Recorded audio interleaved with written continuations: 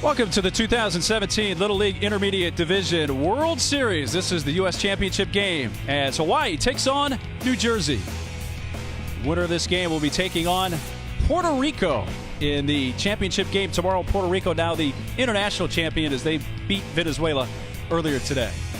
I'm glad you could join us from Livermore, California, along with former Notre Dame player as well as Arizona State coach Mike Rooney. Mike, we get to see this intermediate division, 5th year now for this division. Yeah, Neil, it's an incredible innovation for Little League where we always had problems going from the Little League field all the way to the Big League field in 1 year. And it hurt kids' confidence, but now we've got a great solution right here. This intermediate level, what we're getting is kids enjoying baseball more and really a very high level of baseball. New Jersey comes in. They were down to their last strike a couple of nights ago, but somehow pulled out a win when they were down 4, thanks to Patrick Burns primarily. And Niels, what's a Jersey team with a little spunk and some drama? Look at that score. This game's over, Niels. 4-0, and there's 1 out left to play. But again, Patrick Burns, that's a lifetime memory right there. Center cut fastball, the grand slam right there. A moment this Jersey team will never forget. So that tied the game at 4. It went to extra innings. They got a run in the 8th and won the game in extras to make it to this game. They face a great Hawaii team that has a lot of talent, especially at the top of the order. Keone Painter and Makane Honokaupu. Yeah, Niels, these two guys are burners, absolute flyers, and speed kills at this level. Their base running is a game changer for Hawaii and a huge reason why they're in this position. Well, two teams that are about as far apart from one another in this country as you can get. New Jersey and Hawaii for the U.S. Championship. We'll meet the teams that have the first pitch next. Oh, wow. Oh! Got him.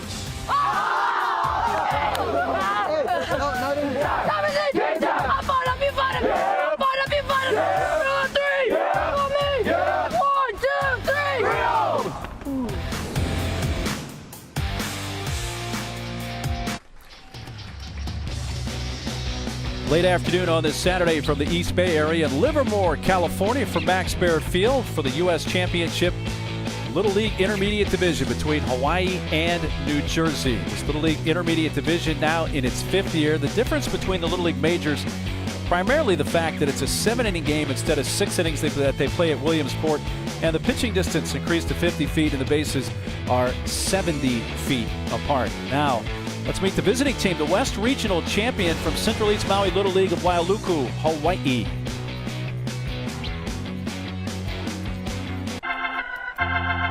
Aloha. My name is Scott Tiruya, manager, Central East Maui Little League from Wailuku, Hawaii. And here's my team.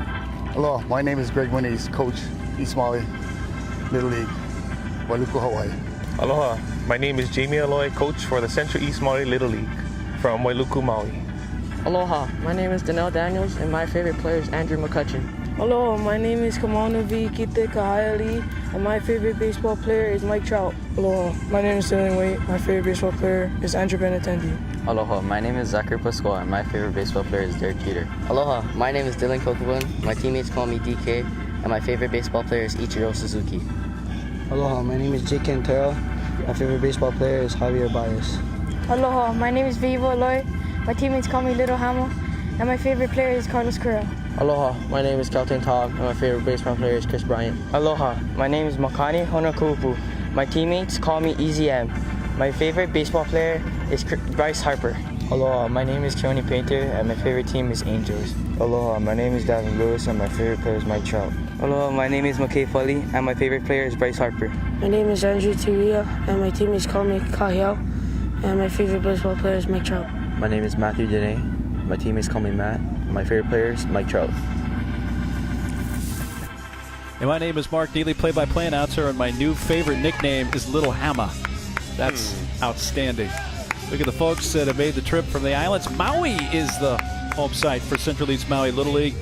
They face for New Jersey. Manager Jeff Gorman, the New Jersey skipper, was a little unsure. He had a couple of good decisions to make as far as who would start. He goes with Jonathan Olick. Yeah, and they really had to use their ace at Gorman to get here. But this is pitching depth is a big part of this club and why they're here and why they've had such a great 2-year run. Here is the lineup for Maui. We mentioned at the top of the order, Keone Painter, Makane Honokaupu, speedsters at the top, and you take into account, Roots, they're coming out of the box from the left side. Yeah, so devastating that you put so much pressure on the defense. The defense is going to a bigger field, and you combine that with the pressure of this speed. Hawaii, very viable offense. So here we go. The winner of this game is the U.S. champ and faces Puerto Rico tomorrow for the Little League Intermediate Division World Championship. First pitch, ball one from Oleg. We're off and running from Livermore.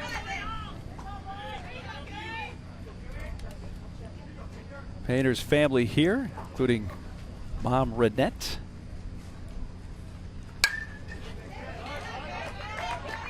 Painter's had a real good tournament here in Livermore, hitting 506 for 12. And he has stolen 3 bases in 3 games, has not been caught. In fact, nobody from Hawaii has been caught stealing in quite a long time. That's right.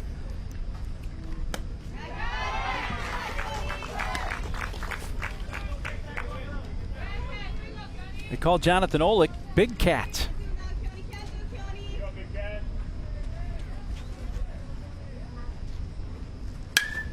Breaking ball, whack foul. You see a couple of different pitches from Olick. I believe we just saw that slider. Fastball, slider, primarily his main pitches. First slider of the game. And, you know, for Painter, you're the leadoff hitter. You coaxed a slider at him. The whole dugout gets to see that. That's doing your job right there. And he paints the inside corner with a fastball for strike 3, and he keeps Painter off the bases, and that's the way the game begins. And Painter really aggressive on top of the plate. You see his feet there. So for Olick to come inside, send a message to Hawaii right there. That's a well-executed pitch. So strikeout for Jonathan Olick.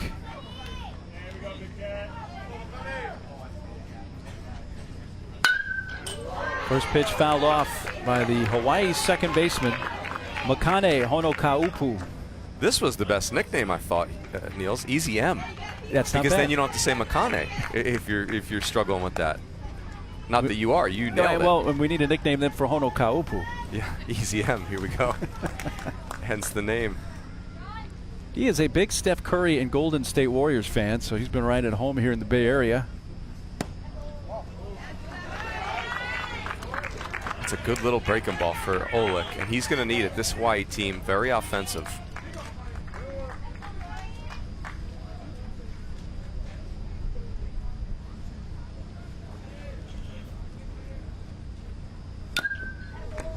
Honokaupu has stolen 4 bases so far in this tournament. So it's very apparent, not only to us, but I'm sure to New Jersey, you need to keep the top 2 off base for Hawaii. This is the level with leads and stolen bases, and for pitchers, you got to work on your move. For catchers, it's a little longer throws. Advantage to the base runner for sure. Nicely snagged by Olick, who had to leave his feet to feel that high chopper. And they keep Painter and Honokaupu off the bases, 2 outs. I'm going to be careful how I say this, Niels, but you see a very good pitcher defense at this level because these kids are the best athletes, play in the middle of the field. They're usually shortstops and center fielders. It feels as if pitcher defense starts to decline once people get a little bit later in life. I'll say it that way. Why can't big league pitchers catch a pop-up these days? That's been that way forever, though. I don't think they care to, quite honestly. It's Pahiva Aloy, whose nickname is Little Hammer.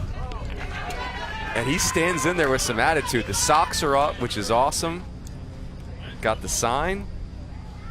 Hitting with the shades on. Niels, look at the Oakleys right there. That's big time.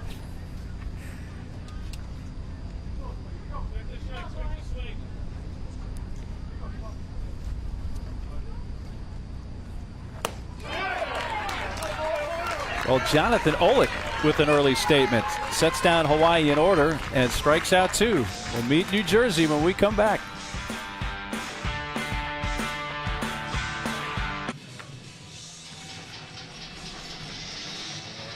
Hawaii win in order in the top of the first. New Jersey coming up in the bottom half. And let's meet the East Regional Champion from Freehold Township Little League in Freehold, New Jersey. Hi, I'm Jeff Gorman. I'm the manager of the Freehold Township Little League team, and here's my team. Well, I'm Vinny Sirico. I am the bench coach for the Freehold Township Little League in Freehold, New Jersey. Hi, I'm Mike Mancusi, first base coach for Freehold Township Little League. Hi, my name is Aver. My favorite player is Francisco Lindor. Follow me on Instagram at Aver17.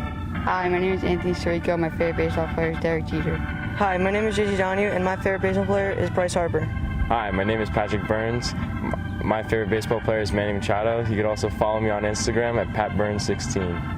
Hi, my name is Zach Gorman, and my favorite baseball player is Jacob deGrom, and also add me on Snapchat, Zach_Zach12345. Hi, my name is Connor Quinn, and my favorite baseball player is Mike Trout. Hi, my name is Mike Mancusi, and my favorite baseball player is Gary Sanchez. Hi, my name is Connor Morey. My favorite baseball player is Todd Frazier. Hi, my name is Jace Shapiro. My favorite baseball player is Jock Peterson, and follow me on Instagram at jace.shapiro. Hi, my name is Brad Salamoni. I'd love to surf, and my favorite baseball player is Aaron Judge. Hi, my name is John Abrahamson. My favorite baseball player is Giancarlo Stanton, and you can also follow me on Instagram at JohnAbrahamson3.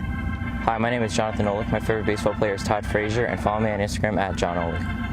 I think we just had a first there. All the social media plugs. Well, the reason they've been playing Bruce Springsteen music also is the fact that Bruce Springsteen from that area, Freehold Township in New Jersey. Well, they got to face the guy they call Big Matt on the other side, Matthew Dene. 6'2", 190. The Big Matt is the big left-hander, and he will present all kinds of problems for New Jersey. Tough look. Most of these guys, you wonder if you've even seen a picture of this size. Left-hander, and again, when he is good, he can be really dominant. Here's the New Jersey batting order that he will face. It features the manager's son, Zachary Gorman, out front. Olick, the pitcher, batting in the cleanup spot. And in the 9 spot is certainly the most TV-friendly young man on the New Jersey roster, Mario Rivera III. He's a piece of work. Not shy. Yeah. Big Matt, by the way, 6'2.5", 190 pounds. And the lefty brings his first pitch to Zachary Gorman, and it is a strike. At this level, it's interesting. The fastball doesn't have the massive velocity, but it's like Randy Johnson, where you feel like he's literally reaching out and just putting the ball in the catcher's glove.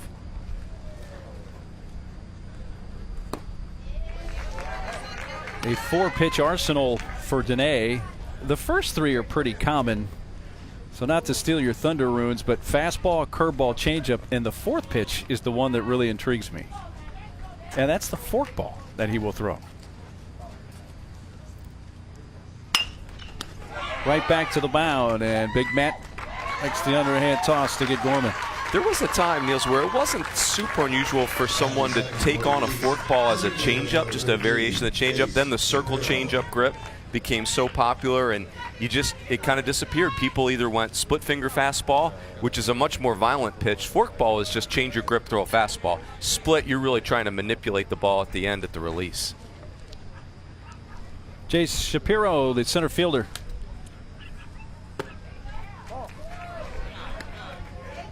I think for Dene, there's so much deception in there. He's so big, it's hard to find the baseball, but he will also be effectively wild. So it's that balance. Can he throw just enough strikes? Fouled out a play right side by Shapiro, who, if by chance we happen to see Shapiro pitch, and he does pitch at times for New Jersey, he throws a knuckleball. So just file that one away for perhaps later in the game. We got guys throwing forkballs and maybe knuckleballs. I like it. A lot of creativity on the mound. A breaking ball hits sharply to second, and it skips Hono Kaupu and into right field, and he's trying for second. And with that hustle, Shapiro is in safely. This charged as an error, but Shapiro's at second with 1 out. Watch this. He's thinking 2 right out of the box. Never breaks stride. Good runner, Shapiro, and quite honestly, not even that close of a play. Really good base running. The better teams in the intermediate level, Niels, they push the envelope on the bases and really force teams to play defense. Patrick Burns sharply hit up the middle, trying to backhand Hono Kaupu, and that's into right center field, and Shapiro will score. And just like that, 1-0 New Jersey. Now, the first one that was called an error on Hono Kaupu, and the ball hit by Shapiro, I thought that was probably a hit. It was hit so sharply. That one is an error, but he's been hit with back-to-back miscues, and it's 1-0.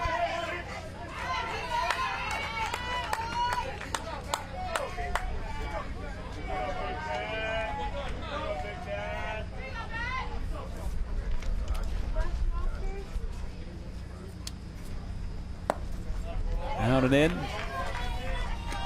And the pitcher, Jonathan Olick. You can see New Jersey, this Freehold Township's team style right away. It's full throttle. They are not playing passive at all.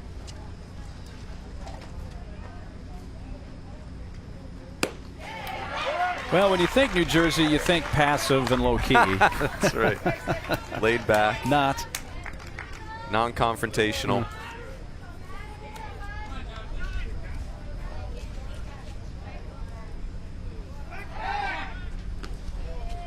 This is a team, this New Jersey team, with a lot of personality.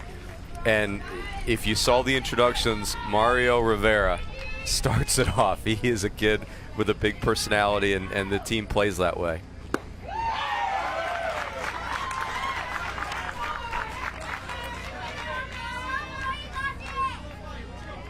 Freehold had to come out of the losers bracket. They lost their first game here to Danville, California, the host team. Then beat Indiana and Texas, and then we're down to Danville, California 4-0 and down to their last out a couple of nights ago and came back and won. That'll change the belief of your team too, Niels. You start feeling like you're invincible when you win a game like that. That's what it says when I was about to say, when you get an opportunity, an extra chance, when it looks like you were about to be finished and your tournament over, that's a little spark. Little burst of energy, I'm sure. Well, you just feel like your team has seen their season end and lived to tell about it, and so you just feel like if that can't end your season, nothing can. There's no deficit you can't overcome. Blocked up the first base line by the catcher, Kelton Tom. That's Patrick Burns. He hit the grand slam a couple of nights ago that tied the game at 4 with 2 outs in the 7th. And then New Jersey won it in extra innings with a run in the 8th. A strike 3 call. He backdoored a breaking ball. And Olick out looking. 2 outs.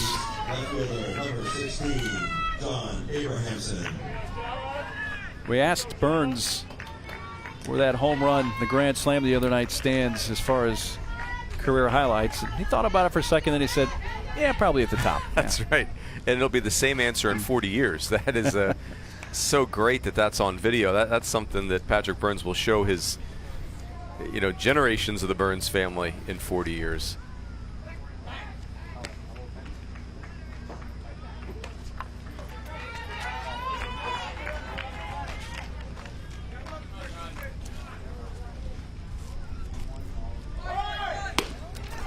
Throw down to second base, not in time. So Burns shows off his speed and picks up the stolen base with 2 outs. And when New Jersey runs, I wonder if we'll see Dene pick more often to first base, because they're going first movement.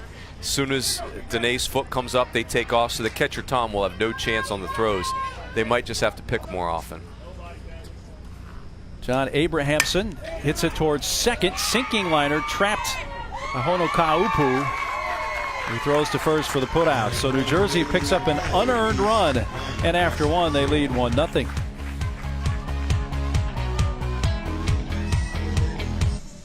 The Little League Intermediate Division U.S. Championship game led by New Jersey 1-0 as we go to the top of the second inning. Freehold Township Little League out of Freehold, New Jersey, which is a town a little east of Trenton, a little west of the coast in Asbury Park, population of over 36,000. Brad Brock, who's a pitcher with the Orioles from Freehold and played for this Little League. Well, last year they played in Bristol, Connecticut at the Little League Major Division. And all the teams in Bristol have the opportunity to go to the ESPN headquarters. So they're sitting there hanging out on the Baseball Tonight set. That was a year ago with this team. When this team lost, the team Maine Infeld from New York, which wound up winning the Little League World Series, beat this team. And when this New Jersey team saw that, they said, hey, we played that team. We should have beat that team. We had a lead on that team. They went on and won it all. We need to come back, keep this team together, and try to win the Little League Intermediate Championship. And that dream is still alive. And that's another really cool thing about this intermediate level is if you have a great majors team, a 12-year-old team like this Freehold Township team did. I mean, they were 13-2 in tournament play last year, if not for that. And they had Maine and well beat, or 6-2. They're up in the bottom of the 5th. They're 6 outs away from beating the team that becomes the World Series champion. So it's when you had a special group like this, these guys, that's why they're playing in the intermediate division for the first time, because of what these kids accomplished as 12-year-olds. 11 of the 12 players from last year's team stuck around and are on this year's team. McKay Polly trying to get it started for Hawaii, taking on 3-0. It was a strike.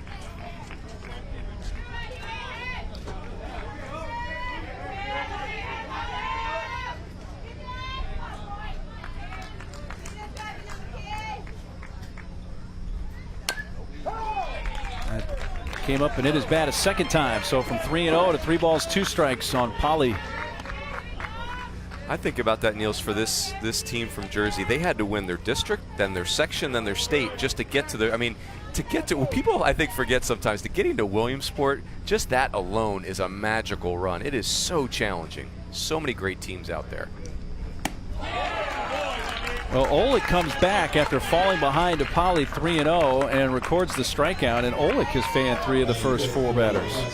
Left fielder, number 9, Dylan Kokobu.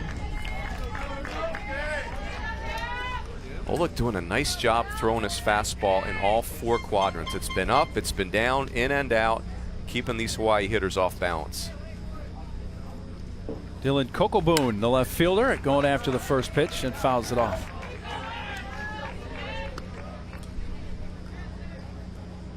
That's a good-looking left-handed swing right there. That's one thing you notice from the Hawaii team. They are free swingers, and I mean that in a great way. They swing with no fear.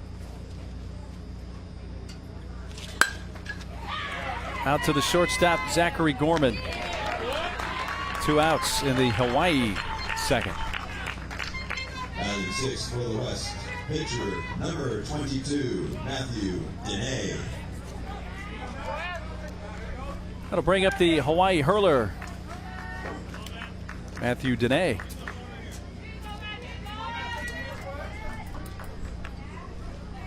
I mentioned Big Matt's dimensions, 6'2.5", 190 pounds. Wow. That was hit sharply foul. Jamie Aloy, who's the third base coach who played college ball at Hawaii, was a left-handed pitcher, just reached up and snagged that with his bare hand. Jamie Aloy was a great player at Hawaii, to your point, Niels. 2-way player, 4-year starter, excellent player. On the ground out to second, Anthony Sorico. 6 up, 6 down for Olick. New Jersey will come up leading 1-0.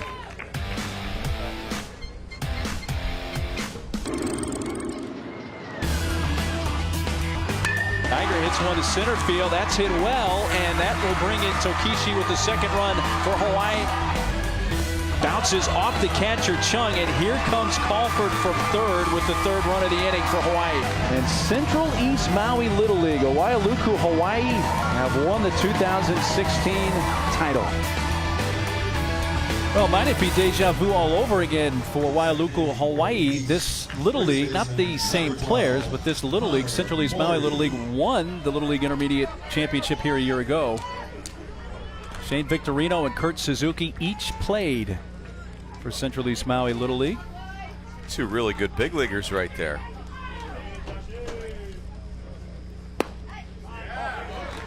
Ball 1. We're telling you about that hot shot to the third base coach, Jamie Aloy. There's Jamie, who's was given the signs from third base, and he caught a line drive. It's a little tap back to Big Matt. 1 out. Take a look at this from down the left field side. This is that play where he was coaching third. That's a live look at him, and here he is at third base. Here's the chop. Boom.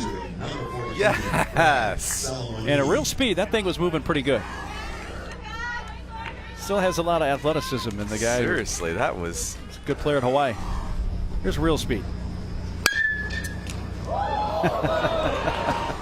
That's really good right there. Well done. The fact that the expression on the face did not change at all is the most impressive part of the play. There he is live in the dugout. He being that he was a two-way player but also pitched, will call the pitches. He'll send them in to the catcher, Kelton Tom, who then relays those to the pitcher, Matt Benet. It's an awesome environment Hawaii has for college baseball down there. Les Murakami Stadium. It's a big deal. It almost has a professional feel to it.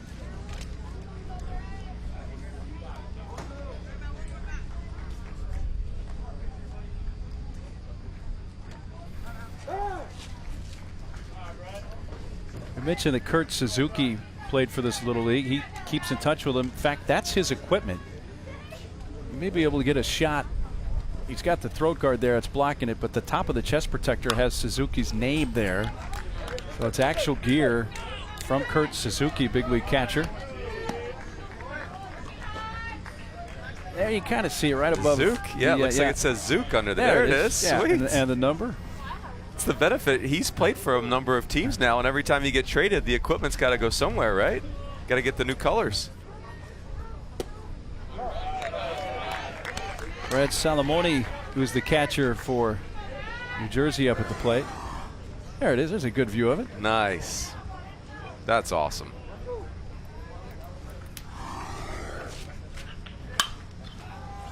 Out of play right side.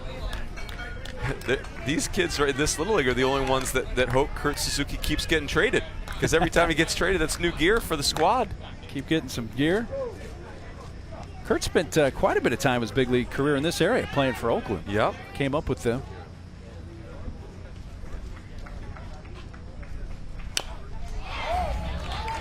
He was a great college player at Cal State Fullerton. Won the Johnny Bench Award, top college catcher in 2004. Brooks Wallace Award, MVP. Those is it the Braves? Might be a little bit long. Yeah. Yeah. Doesn't matter. It's big league gear. Salamoni's fouled off 5 pitches, but strikes out there for out number 2. Hey, I know your relationship with Kurt Suzuki goes back a number of years. How about this? Kurt Suzuki, as a high school senior, is setting out bad VHS tapes trying to get recruited. We get one. Our manager, who looked at Arizona State, a lot of people got him. Our manager, in a panic, says, "Hey, guys, I think you need to look at this video. This kid's really good." Next thing you know, he's the catcher at Cal State Fullerton. They're winning the national championship his junior year in 2004. Now, when you say a bad VHS tape, it's just kind of, it was grainy. Yeah, a little tough to see. You picture 1975 and the rabbit ears on your TV weren't working. It was hard to digest, but you could tell very clearly that was an elite athlete in the video. There's like 3 generations of youngsters that have no idea what you're talking about when you say rabbit ears on the television. They think it's a video game. 1-1 pitch. Sirico goes around. You could see where Matt Dene, even though he's so big, he pitches like your crafty lefty, where you just start making outs disappear and nobody knows what happened. 2 balls, 2 strikes. He doesn't come over the top, but Runes, when you're that tall, I guess there's going to be a bit of a downward angle. Can be a little difficult to square up sometimes for a hitter. You're right, though. It's not extreme. It's a little flatter, but he doesn't repeat his mechanics that great, so every pitch is unique and different. And that makes it hard for him to throw consistent strikes, but it also makes it very hard on the hitters. It's 4 different pitches in every different location you could ever imagine.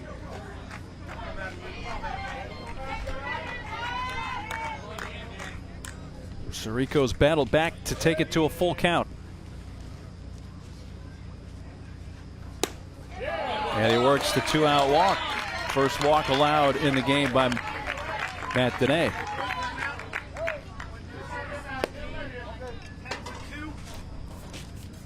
Once an inning, they can use a special pinch runner in any team, and Connor Quinn is going to run it first for Sirico. There's Connor. That does not fulfill mandatory play. We've got different requirements for these 2 teams for mandatory play. We'll tell you about that, but first Jamie Alloy's coming to the mound, but we'll listen in. Quick conversation. But the Hawaii team has 14 players, so to fulfill mandatory play, they just need to have all their bench players get one at bat. New Jersey has 12 players, so not only do all their bench players have to receive one at bat, but they also have to play 6 consecutive defensive outs.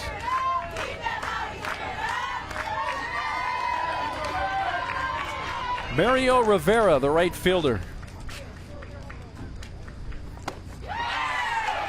I don't remember what his Snapchat address or whatever it is he said during the lineups, but you can go back online and find that if you like. Yeah, and we may need to do that because this kid is fun. He keeps his team loose. It's as big a personality as I've seen in a kid that age.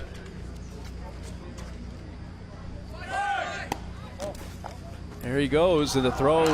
What a tag put on by the shortstop. Wahiva Aloy got him on the shoulder to get the runner, Connor Quinn.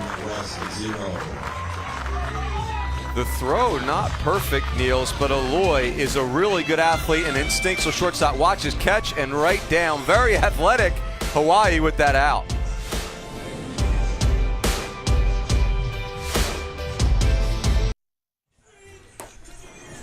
Well, the winner of this game will be playing Puerto Rico tomorrow for the Little League Intermediate Division title because Puerto Rico's Peter Vasquez hit a couple of home runs. This one tied the game.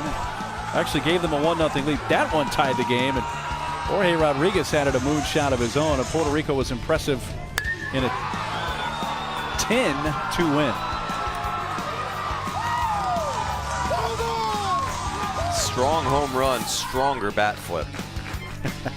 So Puerto Rico over Venezuela earlier today, and they await the winner of this game tomorrow 9 Eastern time on ESPN2 for the Little League Intermediate Division World Series crown. Kelton Tom, the catcher for Hawaii, fouls it back. This guy's had a really, really good tournament here. He's 5 for 6. Tell you what, Chris Bryant isn't hitting as well right now as Kelton Tom is. That's well said. Gets jammed and chops it to the right side. Anthony Sorico. It's Tom, one out. You can see that the styles are very different. New Jersey is going to do it with pitching defense and hyper-aggressive base running, whereas this Hawaii team, they're looking to swing the bats. They are looking to get their swings off and get some balls in the gap. It's actually now Rivera who's over there at second base. So New Jersey's made some substitutions. Fouled back by Andrew Taruya, third baseman. He's also the son of the manager of Central East Maui Little League, Scott Taruya.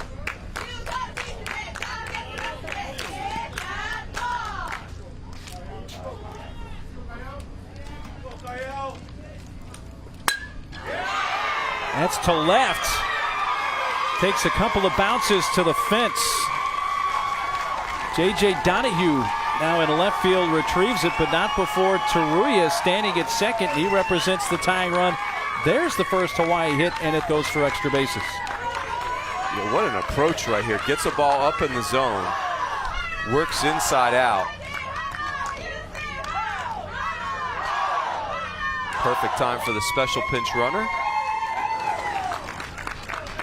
Oh, love this angle right here. Stays on the baseball, inside out swing. That's excellent.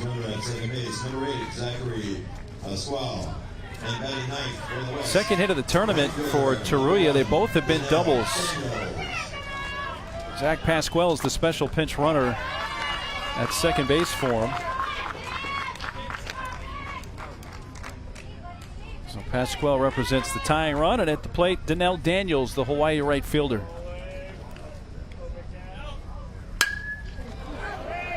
Right center field, calling for it. Shapiro makes the catch and holds the runner, Taruya. Actually, the special pinch runner, Pasquale at second. Well, beginning in January 2018, Little League will join other youth baseball organizations in adopting USA Baseball's new USA Bat standard. If you'd like more information on how this new youth standard will impact Little League, hop online, littleleague.org/bat info, where you want to go. Back to the top of the order for Hawaii. Keone Painter was called out on strikes to begin the game. Breaking ball down and in from Oleg.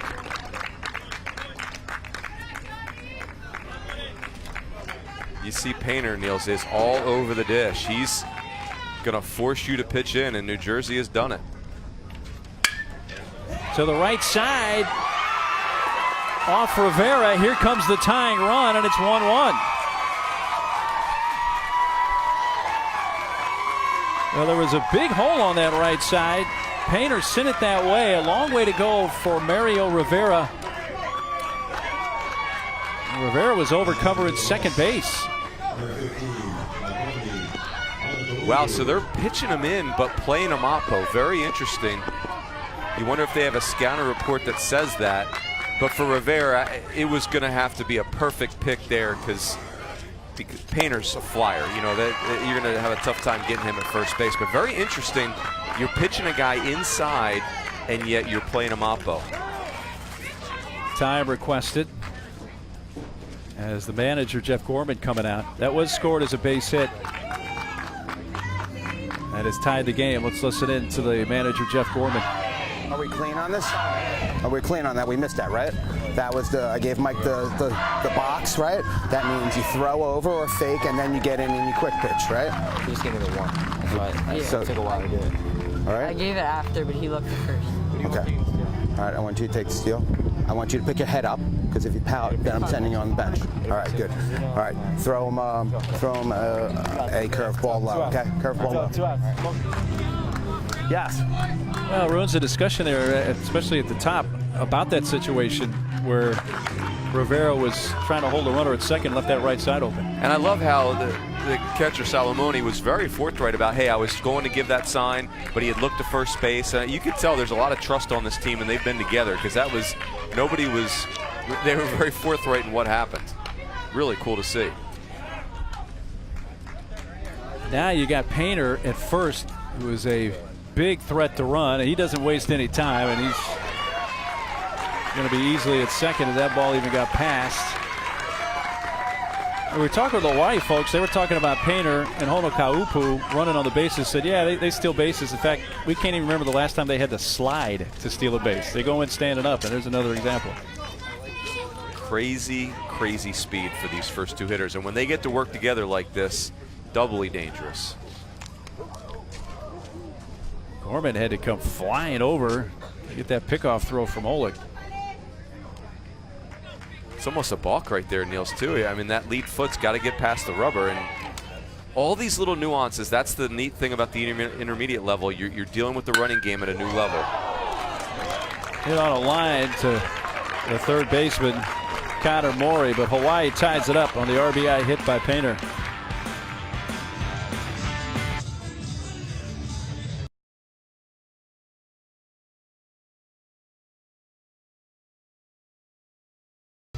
Hawaii and New Jersey tied at 1 to the bottom of the third of the U.S. title game. Well, New Jersey's on a magical run, and they believe perhaps the reason they're still alive in here is something that they stopped doing a few months ago, and Mario Rivera explains. It was our first district practice, and we needed something to drive us forward. We needed a good luck charm, so I mentioned to the coach, no to cut the hair, and the whole team was on board. Boys, let's show the flow.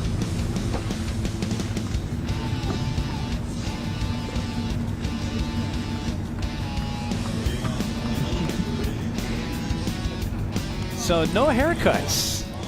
Show the flow, even though manager Jeff Gorman probably doesn't need to see a barber a whole lot. Coach Gorman, I mean, participating fully, but maybe not quite. I'm sure the moms of the team were thrilled with that, Niels. And here is the aforementioned Mario Rivera leading off. Jumping on the first pitch down the right field side, foul, and right near the stands. What a catch near the camera well by the first baseman, McKay Polly.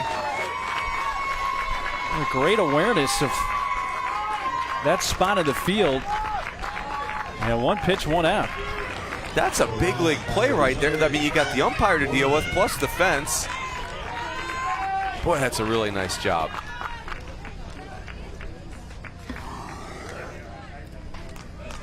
A nice play by Polly, who also had to navigate where our camera is down there.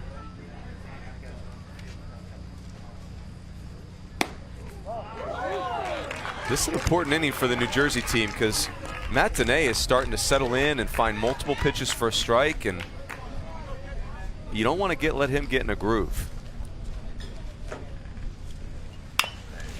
Out to third. Taruya, high throw. Gorman fell after he hit the bag. The ball died right near his feet, and he is on with 1 out.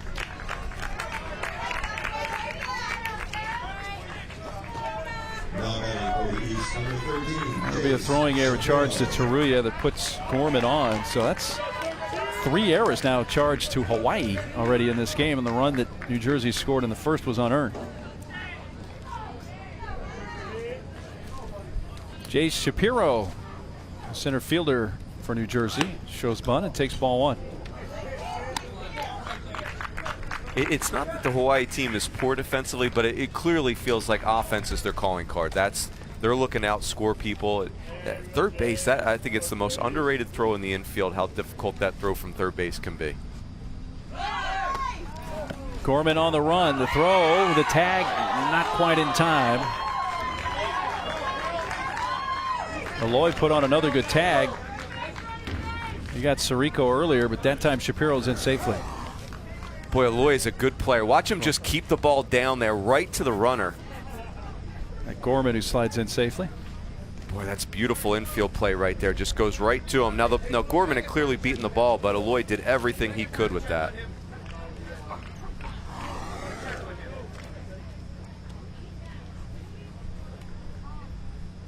Jeff Gorman, the manager for Freehold, New Jersey, going out. I think he's checking on his son, who may be a little shaken up. 3 times, so he's fine. You okay? Fine, yeah. All right, good. Just want to check. All right, thank you. He went into first base a little awkward, and then that slide compounded the fact that dad/manager wanted to check on him. Dust-ups at both bases. I feel worse for manager Jeff Gorman because as the dad, you run out there and you're probably going to get barked at too. What are you doing out here? Good. He probably manager Gorman took the worst of that whole exchange. A couple of veteran teams here. We mentioned that Freehold Little League, New Jersey, was in the Little League Majors Division Regional in Bristol. Well, this Hawaii team, Central East Maui Little League, was in the West Regional down in San Bernardino. So we're looking at a couple of teams that maybe if a few other breaks go their way, these teams could have been playing in Williamsport last year.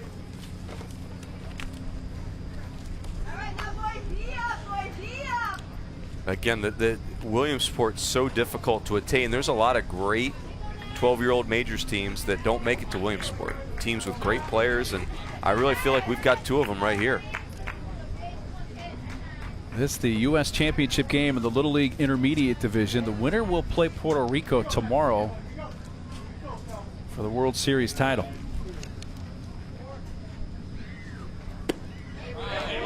Ball 4 to Shapiro, and it's 2 on, 1 out. That walk, the second allowed by Matthew Dene.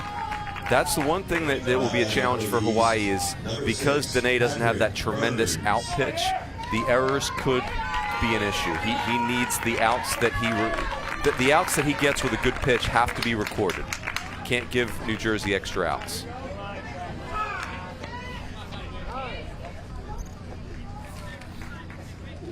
David Lewis is going to get up in the bullpen for Hawaii. Meanwhile, the pitching coach for Hawaii, Jamie Eloy, comes out to talk with Dene. How you feel? Fine. Good. Okay. Refocus. Yeah, take a deep breath. Okay. Ball back to you. Where you going? Going check 2 on 1 or 3. Ball back to you in vehicle. Okay. Runners on first and second. Okay. Okay. Get in the game. I need your mind in the game. Okay. Right. Let's go. Get it done, Matt. Come on. Thank you.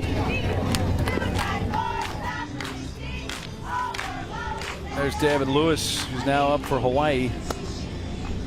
I'll tell you, Niels, that's genius coaching right there. You go out there, you have the kid take a deep breath to start. Then you don't even talk about pitching. You say, hey, ball back to you. Where are you going? And he gives you the wrong answer. So you know the mind's not right, and then you adjust that. Boy, Jamie Eloy, that's really good coaching right there. Big bat of Patrick Burns at the plate for New Jersey. He surveys ball one.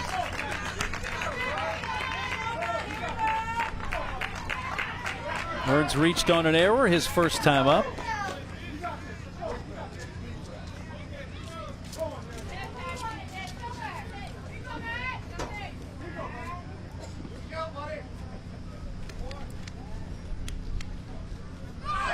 There goes the runners. Gorman, the lead runner, took off first, and Shapiro trailed, and the double steal puts runners at second and third. And remember, Dene's 6'2". He's got a massive leg kick, and I think the New Jersey team's very aggressive by definition, but they are super aggressive today against Dene because he's going to be slow to the plate. Hawaii brings the infield in. 3-0.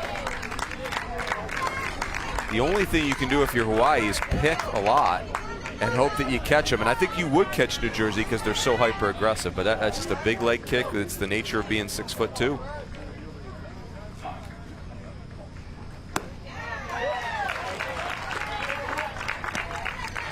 And no offense to Jonathan Olick, who's on deck, but I don't know if I'm pitching to Patrick Burns here. Even though you got a strike there, 3-1, this is really dangerous.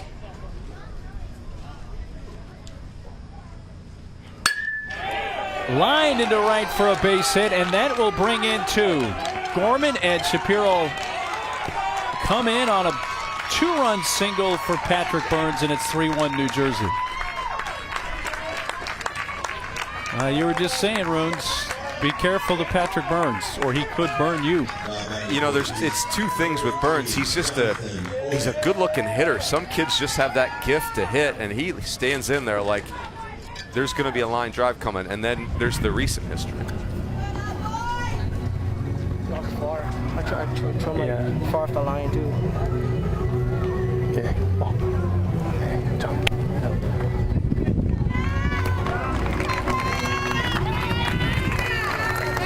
So Hawaii will lift Dene. Bring in Davin Lewis.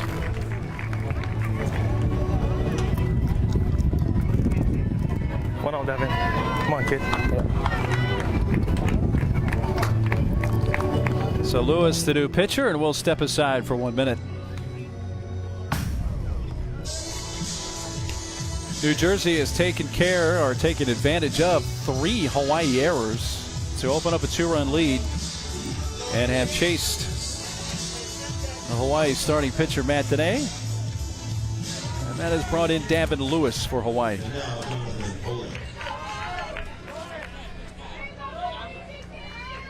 Lewis inherits Patrick Burns at first.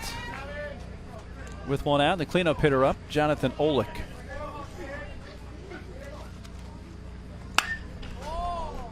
Ball got in on him just enough, and he pulled it foul. You know, Niels, if you're Hawaii, you've got your ace, Keone Painter, all wired up for tomorrow's game if you can just get there. So I think it behooves you to use whoever you need. And Matthew Dene was really struggling out there. I think it really is the right move at this point. Something to change the flow of the game. Now, in Dene's defense, the error really hurt him in this inning.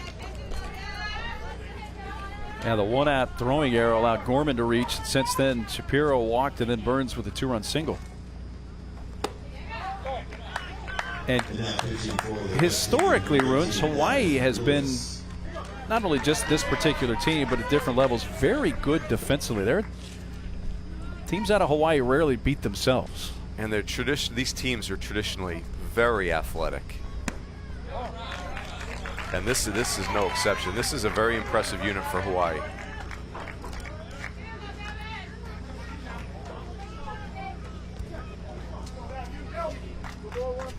There's a little something special about this New Jersey team right though now. It's that huge win over Danville. There's something going on here. Little flare out to right. Daniels coming in. It makes the running catch. Back to first is Burns, 2 outs.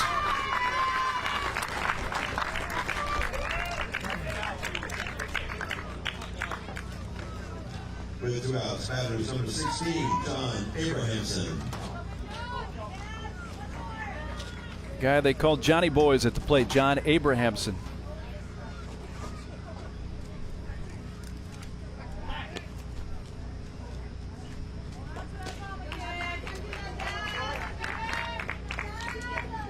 New Jersey scored an unearned run in the first. Hawaii had just tied it with a run in the top of this third inning.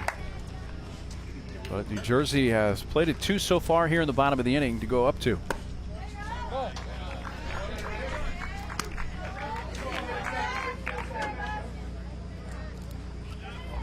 A LeBron James fan, also Kevin Hart, his favorite actor. Guy who does some pitching as well for this squad. He's hit a couple of home runs in this tournament. Really disappointed in the lack of Joel Embiid and Sixers fans in the two teams. Niels, I mean, we know the Sixers are America's team, but it's just not showing in these two clubs. That is Mike Rooney, Philly native, who better not hold his breath and wait for former Kansas Jayhawk Joel Embiid to get a lot of time on the questionnaires. That's right. I'm an early adopter. That's Burns at first. He's chased in 2 in this inning. To right near the line, but foul by about 5 feet. Every game has a different vibe to it. For right now, for Hawaii, it's you're playing uphill. New Jersey has taken it to you a little bit. It just hasn't been super smooth. But if you can stay around, we know they have a very, very good offense.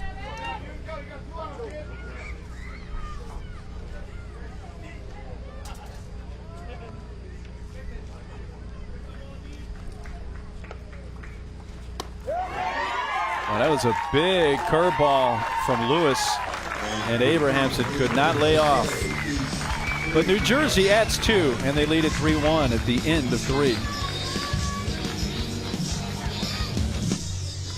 USA title game from Livermore, California, 3-1 New Jersey. Big leaguer David Wright of the Mets tells us about his Little League experience. It's a game, and it's supposed to be fun, and you know, let the kids laugh, let the kids enjoy it, you know, and that's how you get better, is you fail and you figure out how to not fail the next time. This is a game of failure, so you can't take it too seriously. It is a game of failure, and it's so mental dealing with it. But it can also be a heck of a lot of fun, Runes, and they've had a lot of fun here. No question, especially in a situation like this. You're playing with your guys. These are guys you grew up with, guys that live near you, and you're playing at a very high level. It's the perfect storm. Very competitive, super fun at the same time.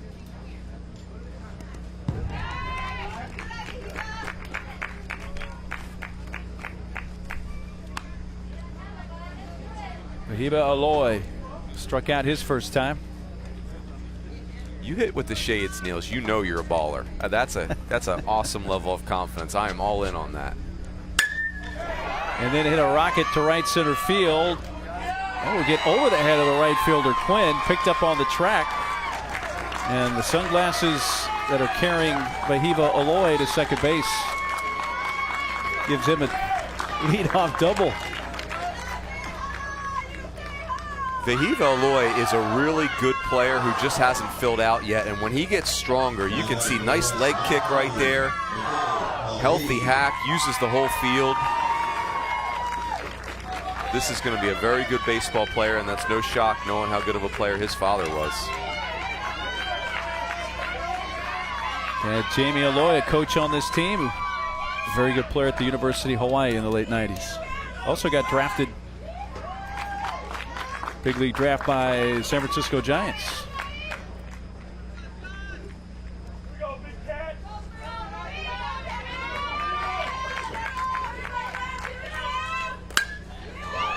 Polly sends it to left center field. Shapiro chases it back. Tagging Aloy will make it to third easily, and he's there with 1 out.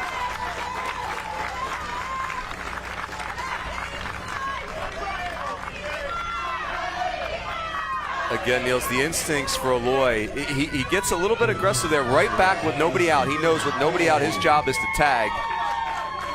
Well-taught ball player right there. Again, as he gets stronger, he's going to get faster. Those doubles could be home runs. He already is a very good shortstop. Exciting player to watch.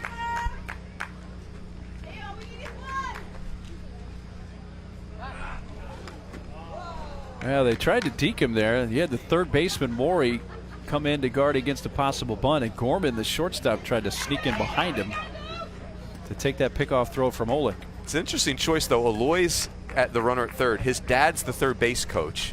I don't know if that makes him more likely to be picked off or less likely.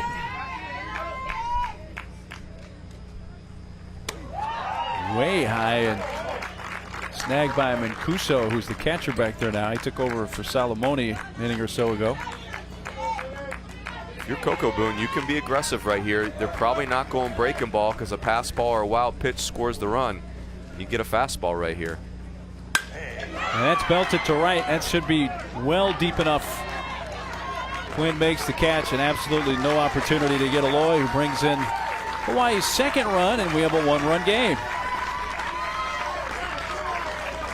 RBI for Dylan Coco Boone with a sac fly to bring in Eloy. Just outstanding baseball from the Hawaii team. Leadoff double, sac fly, 3-2 ball game.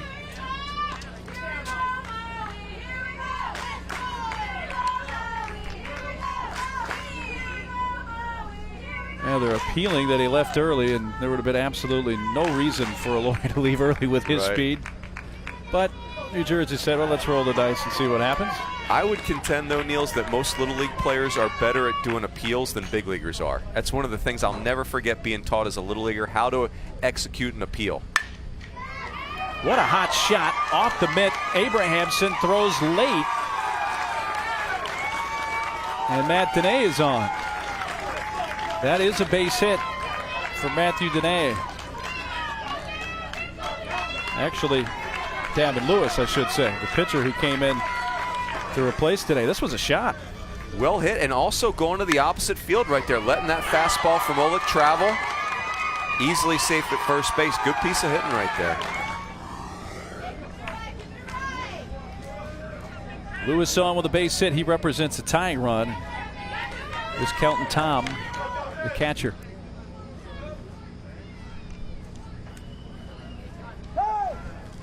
So much now, time. Manager Jeff Gorman's got to take a look at this because the Hawaii hitters are really getting to Olick right now. So now you've got to change your pitch sequencing, see if Olick's got something else he can offer up, or maybe now's when you go to your bullpen. Check swing foul near the plate.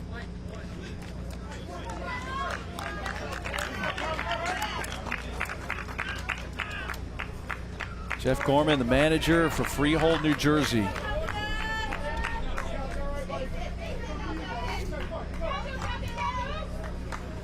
Tom was retired his first time up.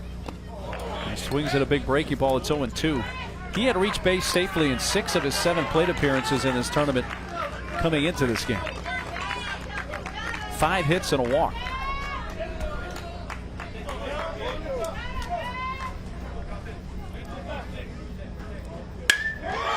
Whack to center field, and Shapiro to his right to run it down. Hit well, but the final out. Hawaii does pick up a run, and they trail it by 1 at the midpoint of the 4th.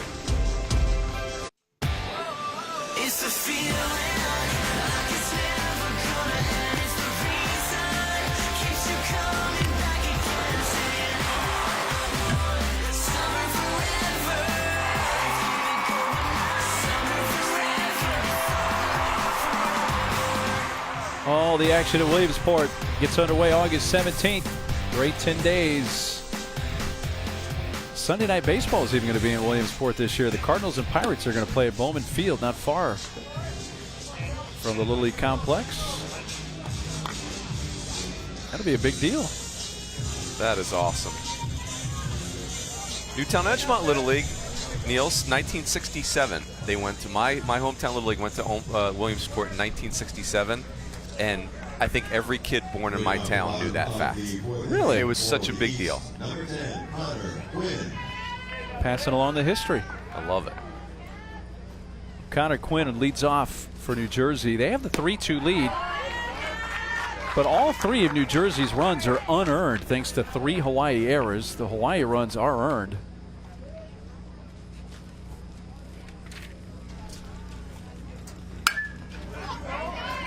Will pop up to the first baseman, Polly. So Connor Quinn batting for the first time.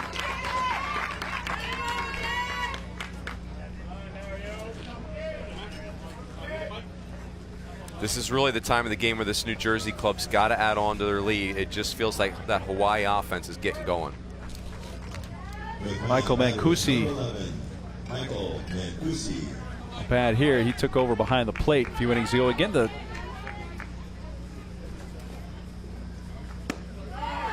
mandatory play rules affect these teams differently since New Jersey has 12 players. All their bench players have to bat at least once and play 6 defensive outs. Hawaii, with 14 players, their bench players just have to bat once. A chopper to third. Teruyu threw in the dirt, but dug out by Polly. 2 outs. Little League University. That provides free educational information online for coaches, umpires, league volunteers, and parents. You can watch videos, review practice plans, or get some ideas for just playing catch in the backyard. You can visit and join for free. What a great idea. LittleLeagueUniversity.org. Go online today.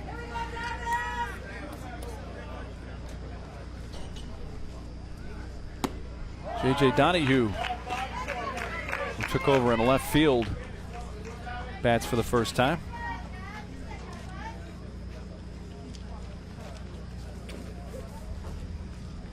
Playing some catch out there, aren't they? Oh, love that. You got some games going on. That's what it's all about right there. How about that bat waggle?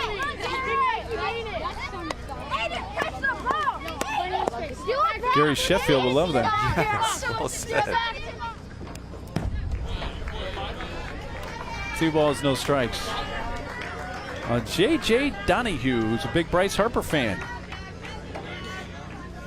He's had some big hits for them. Had a grand slam in the state championship game. Had the game-winning homer in a regional game. His favorite band's Green Day, so obviously his parents have gotten to him. Which would be Mom Christine and Dad Sonny, and they are pleased to see J.J. reach via the walk with 2 outs. Oh, he's looking. Oh, wow. Don't get cheated. Spend the whole $1 right there, Niels. What do you think? Huh? Take a deep breath. I need you to focus right there. Okay? It's 2 outs. Okay? I need you to go right at him. You understand? Okay? 2 outs. Okay, ball back to you. 1. Right? Expect him to run. Right? Ready for this? Come on. Deep breath. I love it. You know, Jamie Alloy has a real gift there for he can kind of get on you a little bit and the heartbeat doesn't come up at all. There's no panic. Starts with the deep breath. That's really good stuff.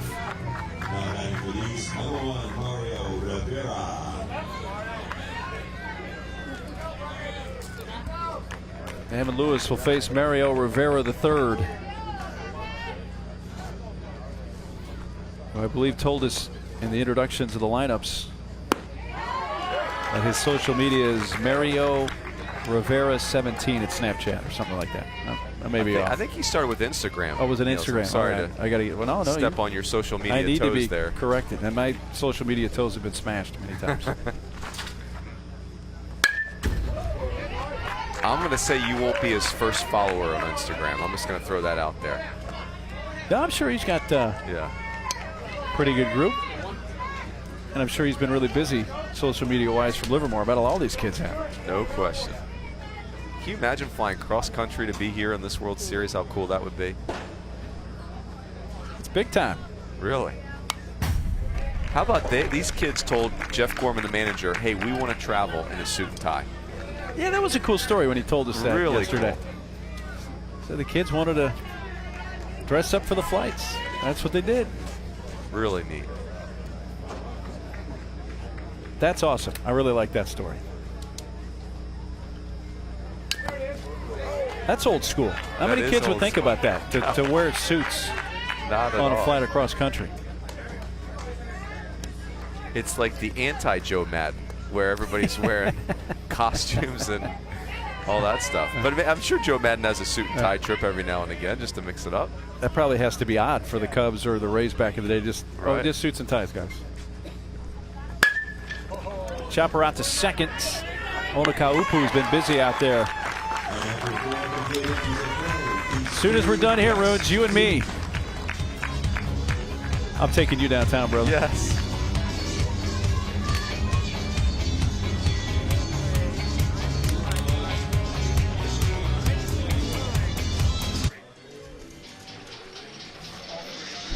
2 gotta play.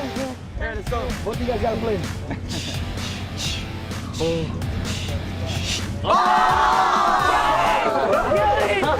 Yeah, that's not your traditional rock, paper, scissors. What's going on there? That's rock, paper, scissors 2.0, and I'm in. Love it. 3 Hawaii errors have led to 3 unearned New Jersey runs, and in this U.S. Championship game in the Little League Intermediate World Series, it's a 1-run lead for the boys from Jersey as Hawaii bats top of the 5th in this 7-inning game. New Jersey with a lead, but Hawaii, that offense is getting going here. They are really swinging the bat well over the last couple half innings. Good look from beyond the right center field fence. You know, a little shade's not a bad idea. Actually, a lot of shade's not a bad idea. And they packed the house for the World Series Championship game, Niels. Tomorrow should be a really rocking crowd, like they have been today. 10,000, I've heard. So bring a lawn chair.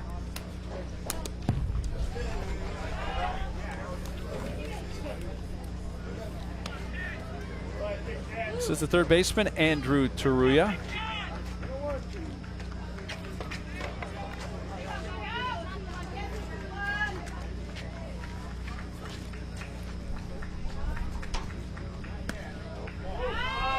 Outside 2-1. Andrew Taruya's favorite food is spam musubi, which is popular in Hawaii. And I'm happy to say that you sampled that for the first time tonight, right? It was popular before the game. Folks awesome. from Hawaii offer that to us. So, as we say in the broadcasting business, if it's free, give us 3. And they've been very accommodating. Great folks.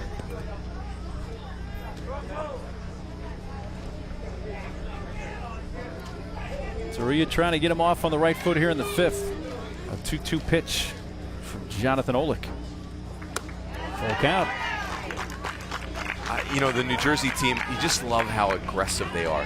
They run the bases very aggressively. They pitch on the inner half of the plate. Love just the attitude with which they play.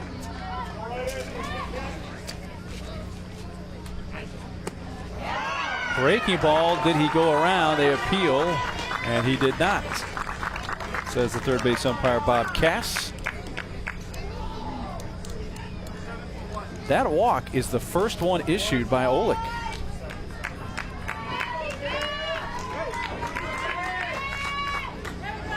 And Taruya took a really good pitch there. Olick has done a nice job mixing and matching. Dylan Waite will bat here in this spot.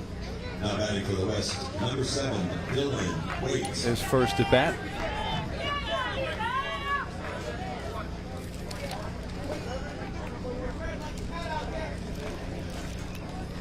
So Hawaii with the mandatory play, the 5 players on their bench all need at least 1 at bat. New Jersey, they have fulfilled their mandatory play, which required an at bat and 6 defensive outs for the 3 players on their bench.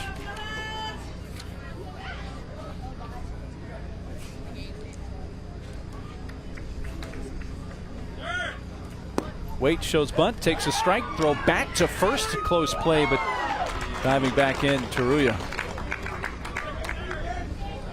And I think Hawaii's only used their special pinch runner 1 time. I was kind of surprised they wouldn't use it right here in this situation. I was thinking about that with the Ruins. They can use 2 a game, as we know, but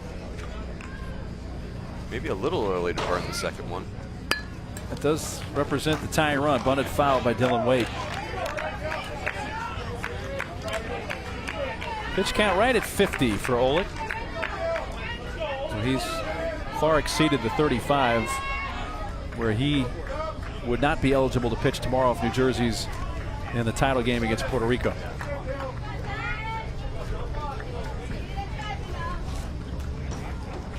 And the strikeout is out number 1.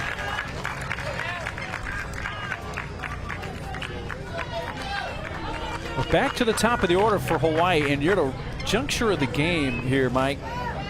It's the 5th in a 7th inning game. These are really the big offensive sparks for Hawaii coming up here. If they don't get it done now, it could be a real uphill battle for them.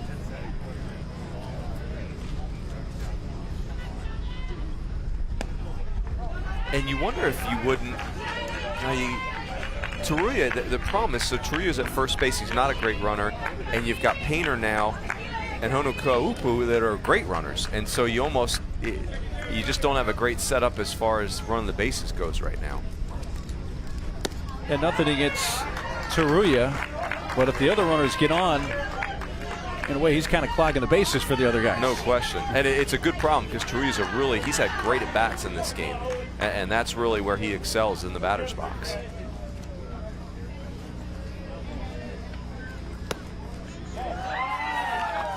The Olik slider is inside.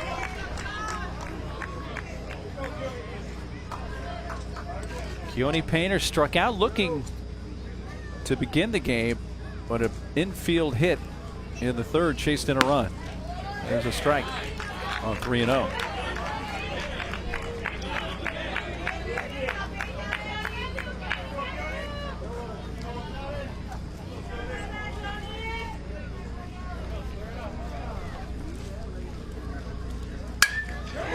To left. It eludes Abrahamson and goes into the corner. So here's Taruya. He's being waved around third. Throw goes back to second base. That skips by into right. Painter thought about advancing for a moment, but wisely stayed. And this game's tied at 3.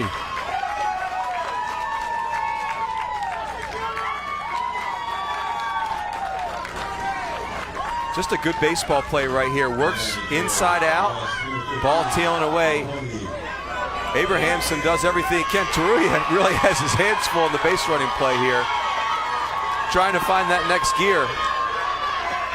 Really good hustle right there and a big, big run. Half pitch now. Get a couple outs. All right.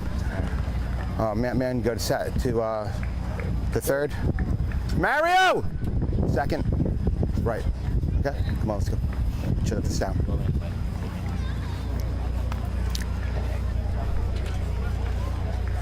So they're going to put Patrick Burns, move him from third base to the mound. New Jersey and Hawaii tied at 3, and we step aside in Livermore. Puerto Rico beat Venezuela earlier for the international final. This is the U.S. final from Livermore. And thanks to the RBI double moments ago by Hawaii's Keone Painter, we are tied at 3. And New Jersey brings in Patrick Burns from third base to the mound.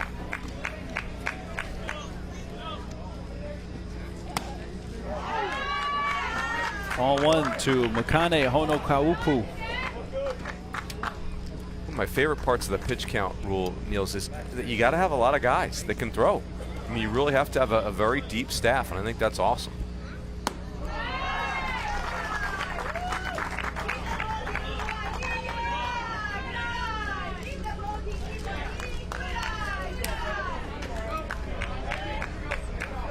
Honokaupu is lined to third and bounced back to the mound.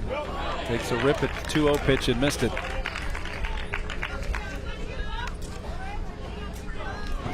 Big moment in the game right here, Niels. This is Hawaii clearly with the momentum right here. So with Burns going from third to the mound, third base now occupied by Anthony Sirico. Wailuku is the pitchers in right. There's Olik now in right field. And Rivera's at second. Here comes a 2-2 pitch.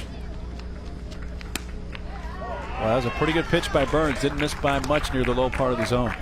Really good pitch. Just to your point, Niels, right under the strike zone. That's a great place to live right there. But it has run the count full on Makane Honokaupu. Hits the breaking ball in the air to left field. Abrahamson under it. 2 outs, and Painter has to stay at second. It's an advanced pitch by Burns. That's a 3-2 breaking ball in a really big spot, well executed.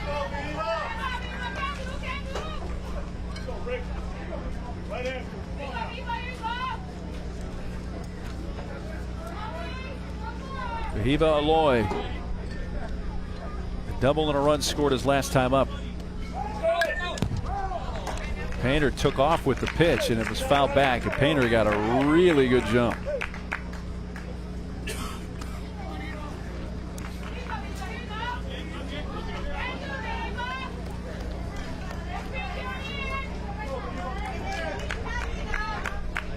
They call Aloy Little Hema.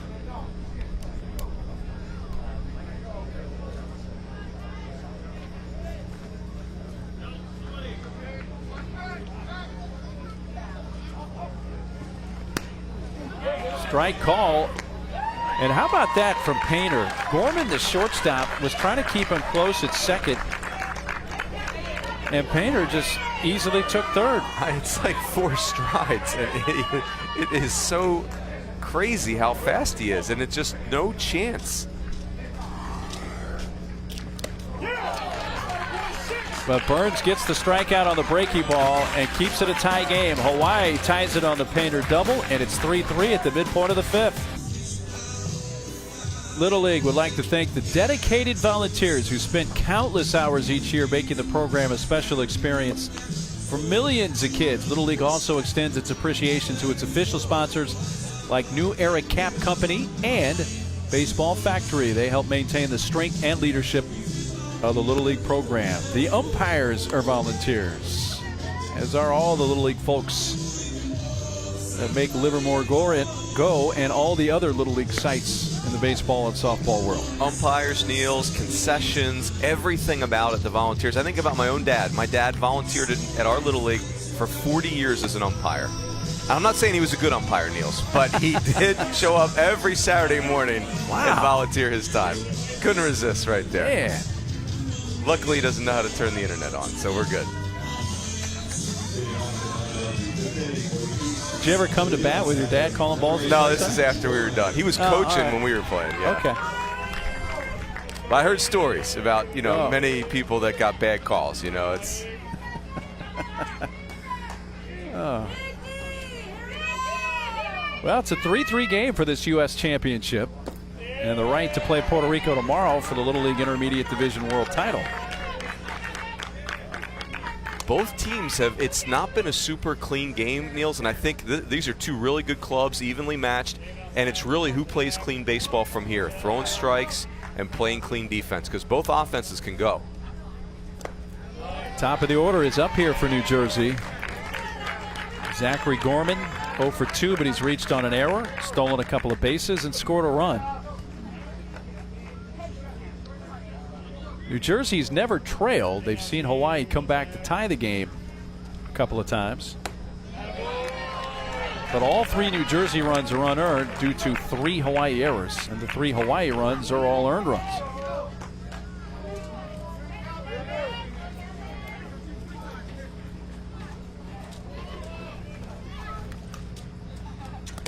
And a 4-pitch walk to Gorman. The second walk allowed by Davin Lewis, who has thrown an inning and 2/3 of relief. Lewis has done a really nice job settling this game down. New Jersey got off to such a great start. But that's always concerning when you're this deep in a tournament and you have a 4-pitch walk. You wonder if maybe a guy is starting to fatigue here.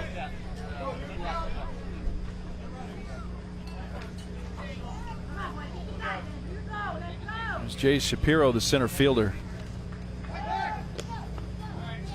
You look at the scorebook, and New Jersey only has 1 hit in the game, and that's the 2-run single by Burns, who's the on-deck batter now. But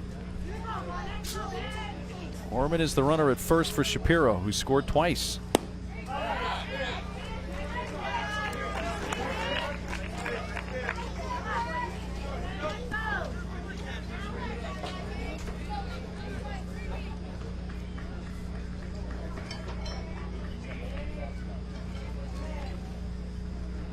Gorman's running. The pitch is a strike. The throw to second.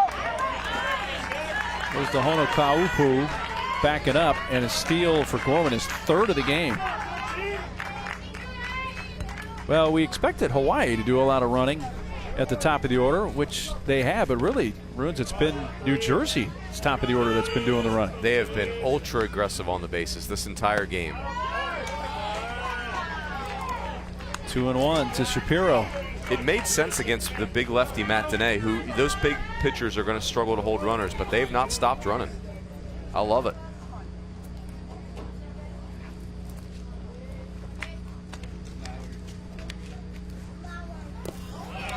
Nicely picked.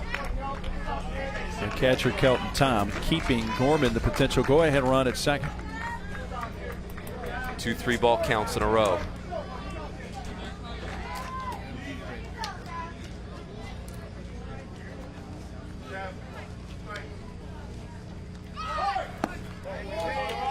Back-to-back walks. 2 on, nobody out for Patrick Burns. The whole reason New Jersey's still playing. Thursday night, Burns is up. They're down to their last out, trailing by 4. And with the bases loaded, he goes deep. Oh, that is just some kind of awesome. That tied the game at 4. They scored a run in the 8th to win in extras. Okay, I need you to focus right here. Okay, do you want to get this done or what? Yeah. Okay, well, get it done. Okay, good defense behind you. Right? Here you go. Cut out. Expect the hand. Wash the hands, yeah? Cut. Wash the hands. Wash his hands. Okay?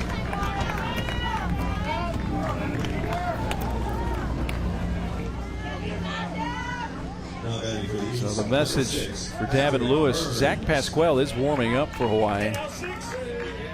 But a dangerous situation here for the kids from Maui is Patrick Burns, who has the only hit for New Jersey. It was a 2-run single. There's a chance to break this 3-3 tie. And I'm just telling you, Neil, some guys stand in there and they're hitterish, and Patrick Burns is one of those guys. He stands in there really good and just has a gift for hitting.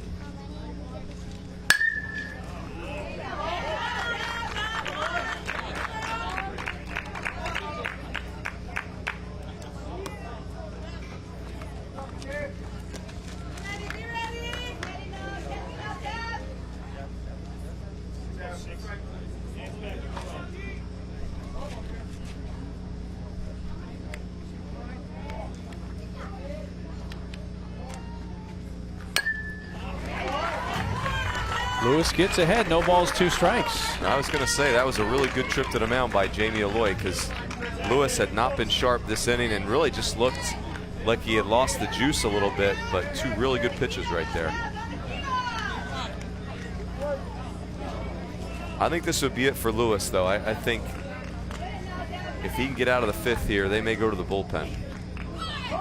Runners go, pitch in the dirt, no throw. Gorman takes 3rd. That's his 4th stolen base of the game, and Shapiro's 2nd. It's one thing to hold runners at first base, but it's so hard to prevent a team from stealing 3rd. And now you got to bring your infield in.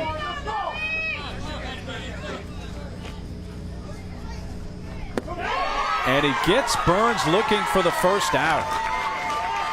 Big pitch from Lewis. That really shows you something. You just give up 2 stolen bases, you're in a really tough spot, and you throw a beautiful hammer curveball right there against a very good hitter. Watch the knees of Burns. That's a little buckle action right there. Boy, that's beautiful. Jonathan Olick up with 2 in scoring position. Looks like they're going to try the safety squeeze there, perhaps. And if I'm Jamie Alloy, I am throwing a bunch of those breaking balls right now. Lewis has a great feel for it. It's an excellent pitch. Back to Hacken, but it's 0-2. You almost have to throw it again here, and you got to trust your catcher, Tom, to block it up if he needs to.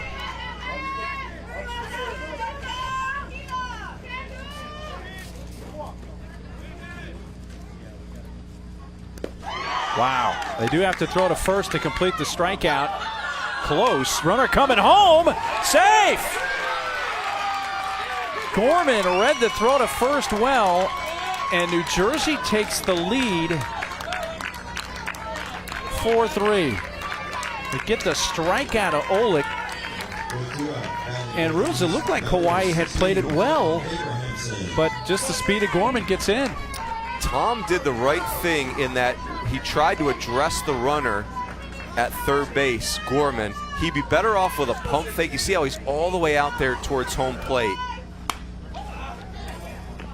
But it's really just a great baseball play all the way around. Executed pitch by Lewis. Tom did a great job blocking it up. And the bottom line is Zachary Gorman, that's a base running clinic. Steal second base, steal third base, and an aggressive base running play to score a huge run in this game.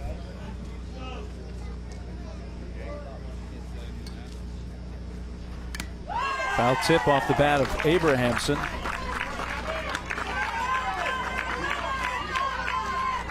I don't think there's any better weapon for a defender than the pump fake to freeze a runner. But I give all the credit to Zach Gorman right there. It's an outstanding base running play. 3 strikeouts in the inning for Lewis. And New Jersey scores the go-ahead run without a hit. Zachary Gorman super aggressive right here, just like Jersey likes to do it. New Jersey with the lead 4-3.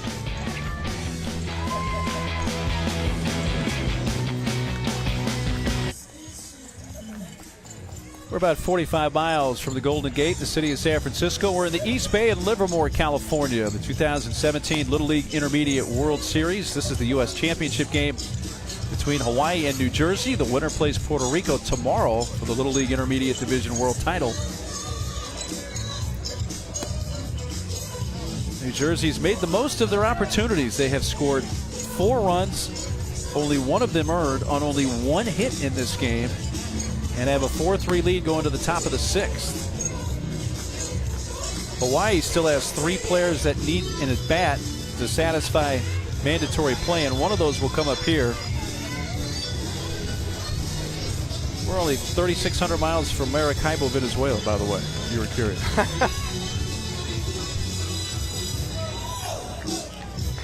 Zach Pasquale will bat in the cleanup spot. 4, 5, and 6 part of the order for Hawaii. We're once again trailing. Hawaii's come back twice in this game. They were down 1-0, tied it at 1, fell down 3-1, tied it at 3, but now are down 4-3. Pasquale hits the first pitch on the ground to short, and that's a play for Gorman. 1 pitch, 1 out. 2 very different offenses. Hawaii, very impressive in how they swing the bat. This New Jersey team has been so aggressive on the bases. Zachary Gorman looks a little gassed, and I don't blame him from last inning. He was on the track team last inning.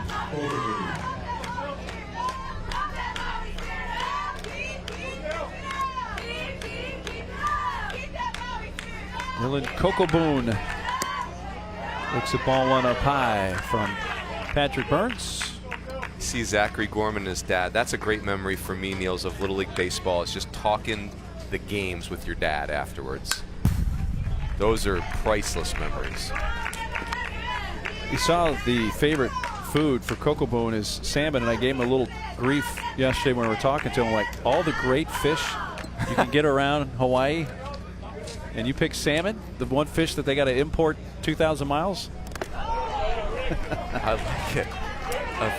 You gave him a seafood lecture. Well, straighten him I try out, not Niels. to lecture. Well, whenever I'm in Hawaii, salmon is, and I love salmon, but it's mahi-mahi or ono, or you know. When in Rome, yeah, right? Exactly.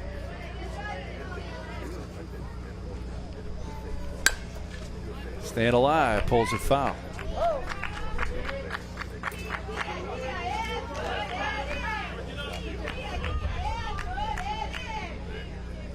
Team from Central East Maui Little League won this Intermediate World Series last year. Scott Taruya, the head coach, who actually coaches first. That's J.B. Aloy, who coaches third. Good at bat going here for Kokoboon. Hanging in at 1-2. This has been not the cleanest game, but a very competitive game. 2 really good teams going at it here. For Hawaii, down to 5 outs.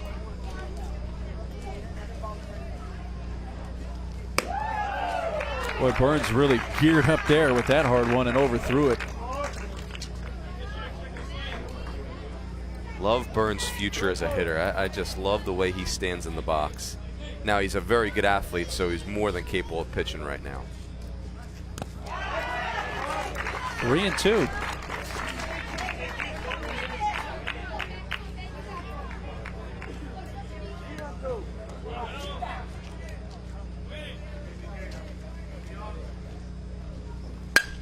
Goes to the breaking ball, and it's hit sharply on the ground right at the second baseman, Mario Rivera. Good at bat there for Coco Boone. Full and with 2 down, bases are empty. Gavin Lewis, the pitcher, is up. Rivera bodied that up, and that's the mode you're in. You need 4 outs to advance.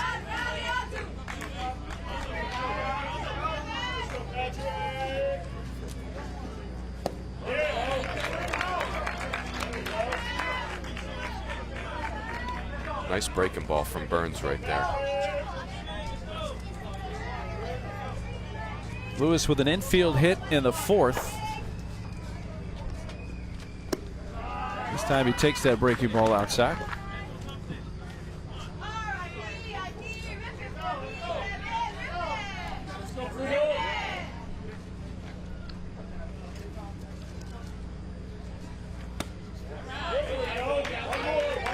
For Hawaii, Niels, you need 1 base runner to put the top of your order in play. Right now, New Jersey can eliminate Hawaii without having to face the top of that order. And this is the 6th spot in the order up now, and Lewis.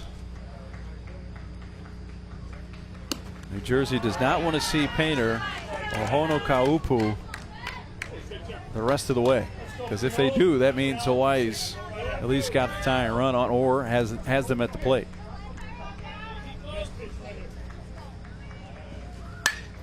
I'm not sure we can even call what Painter and Honokaupu do.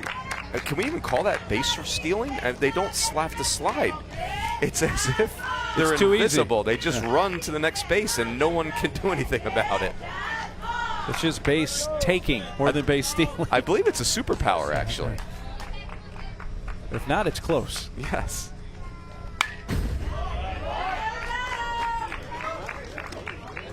Good at bat for Lewis right here. And they need this. Hawaii really needs to extend this inning. 7th pitch of the at bat coming. Is this where Burns goes back to that breaking ball and keeps it away from the right-handed hitter?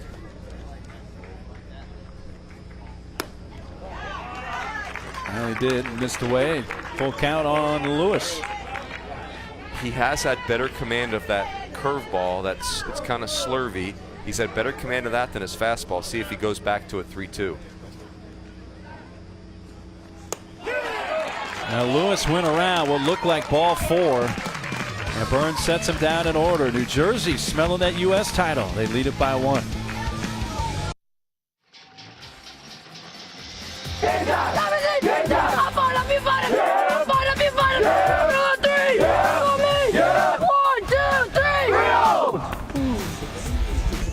Well, New Jersey was down to their final strike a couple of times 2 nights ago.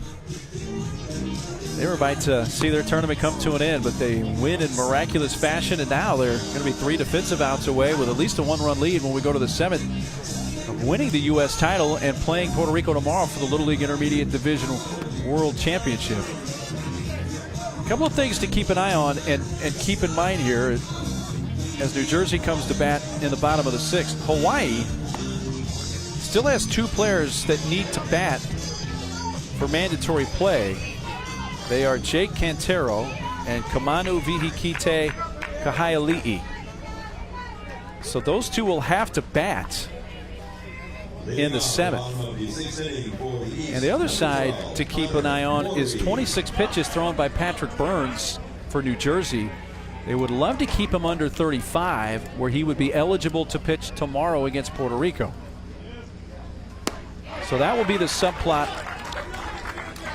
when we get to the next inning. The question will it be a 1-run lead for Jersey, or will they advance it here and add on? Connor Morey is leading off. Takes low.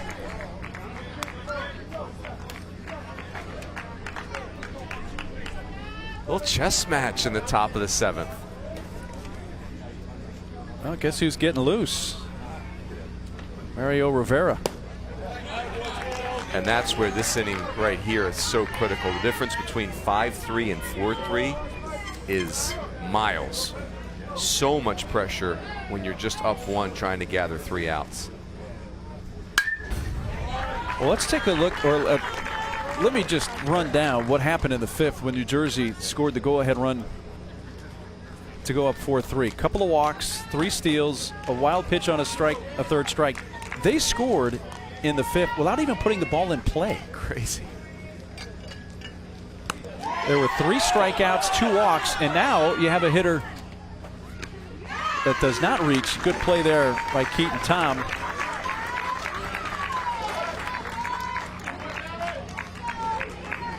Taruya is playing over at first base now. Able to get to the bag before it's a breaking Connor got there. Breaking ball in, it looked like, and it's inches away from hitting him right there. Taruya did a really nice job right here. You make yourself big in fair play and then come back and touch first base. That is textbook. Salamone offered at the pitch and it hit him. So this is a strike. This is not a hit by pitch.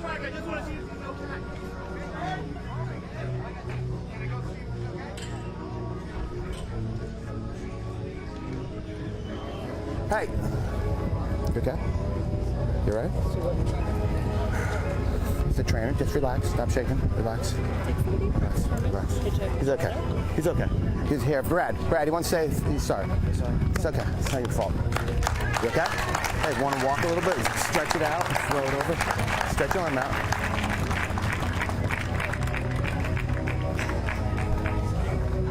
Okay? Good? Let's go. Hit a home run. Yep.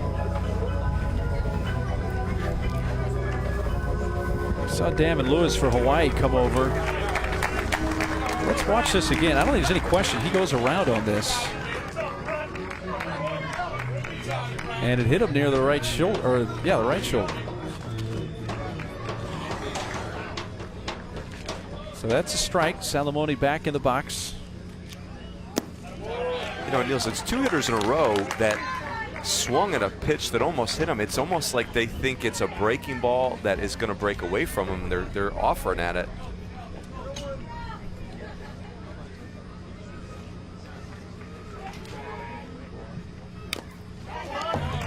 That's no fun. You take a ball off the shoulder blade and you're 0-1. Well, Salamone is their primary catcher. His nickname is The Wall because he's the catcher. Usually don't like to become the wall when you're batting, though. It's better to be the wall when it's a breaking ball in the dirt. Yeah. Fastball right off the shoulder blade, not so much. It's the fastball foul right side. You can still tell that certainly bothered him. Tender. Dad Philip, who's a lawyer, apparently has gotten into his music selection and has caused Brad to enjoy some AC/DC. That's good parenting right there, Niels, if I may say. Ooh, and that is a hit by pitch. That hit him in the batting helmet. He did not offer at it. And what a tough plate appearance here for Salamone. And once again, Damon Lewis comes over. And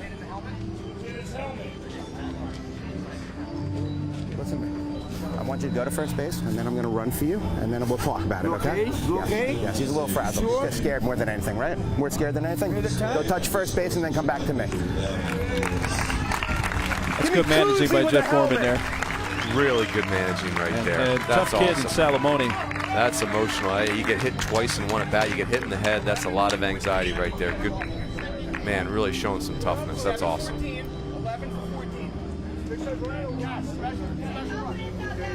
Michael Mancusi is going to run for Salamone. Gets an arm from Mike Mancusi, who's the first base coach. And Salamone now is trying to say, you know, I'm okay. I'm all right. I don't need it. Good for him. That's awesome.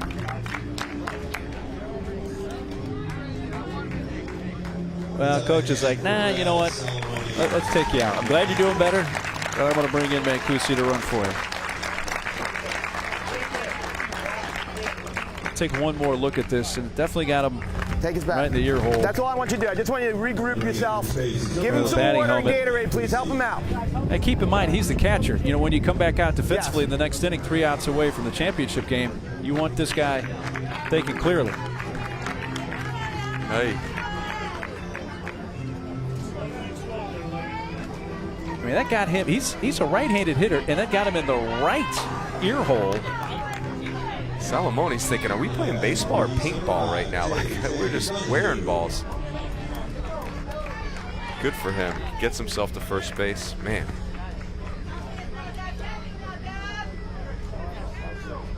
Checking out where that first ball hit him. J.J. Donahue takes a ball.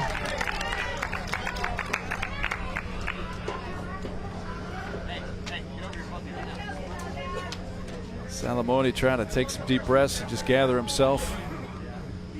See if he does come out defensively to catch when we get to the top of the 7th. If I'm Hawaii, I'm picking at first base a bunch here because New Jersey is not hanging around first base. They are looking to run.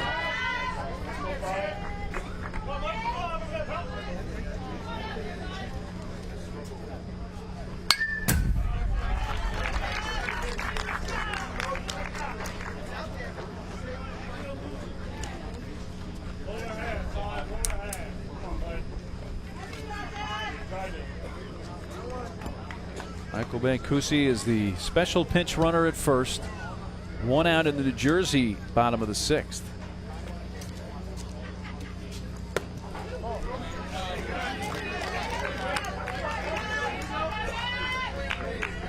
Davin Lewis has wobbled, but he has stayed out there and keeps giving Hawaii a chance.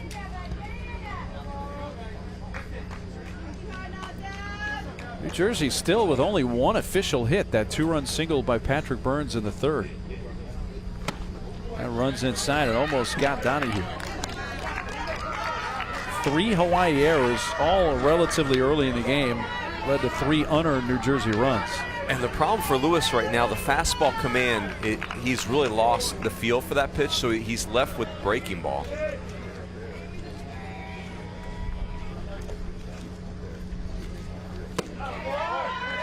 Couldn't locate it again, and he walks Donahue. 2 on, 1 out.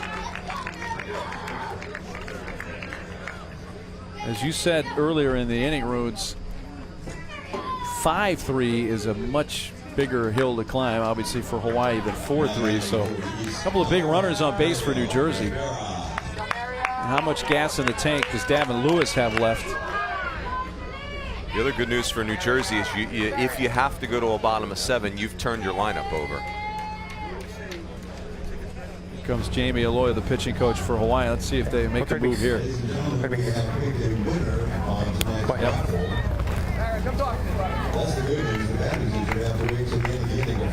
Shove it, boy. This is it. Shove it. Okay.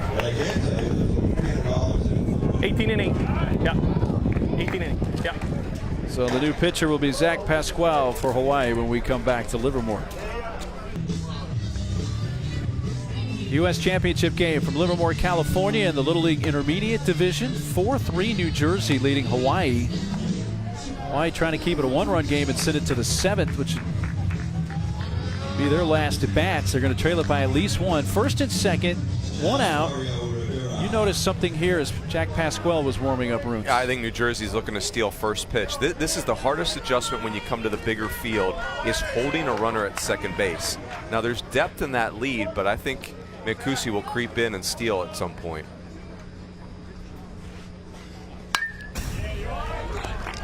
Mario Rivera fouls the first pitch. Rivera was in the bullpen warming up. They're going to go to Patrick Burns to try to close this thing out, but he's already at 27 pitches, and if he exceeds 35, would be ineligible to pitch tomorrow if New Jersey hangs on to play Puerto Rico.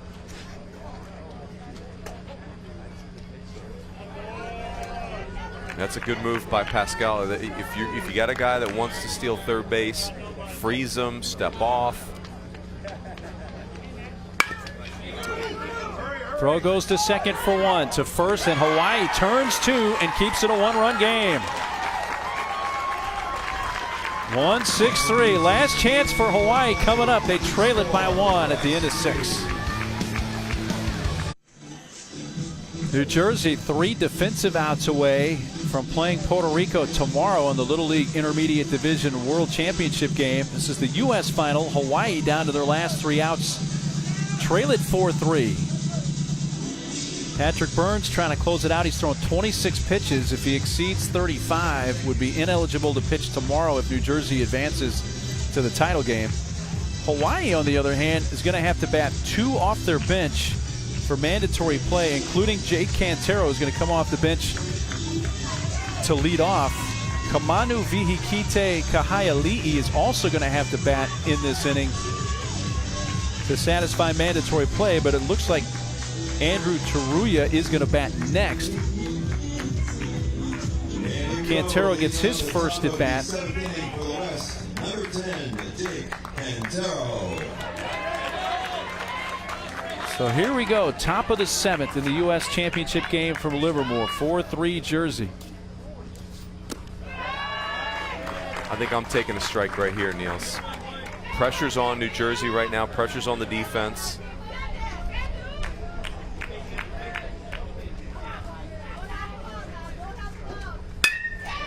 Got a pitch to hit to right near the line, fading, and a sliding attempt. And Oleg could not come up with it. Long foul ball.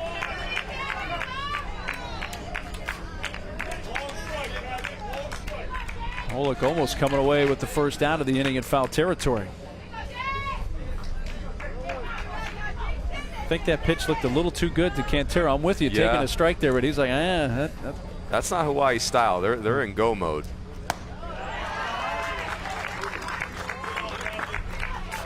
I think the game situation called for it, but I love how aggressive Hawaii is. They've had great at-bats and great swings all day.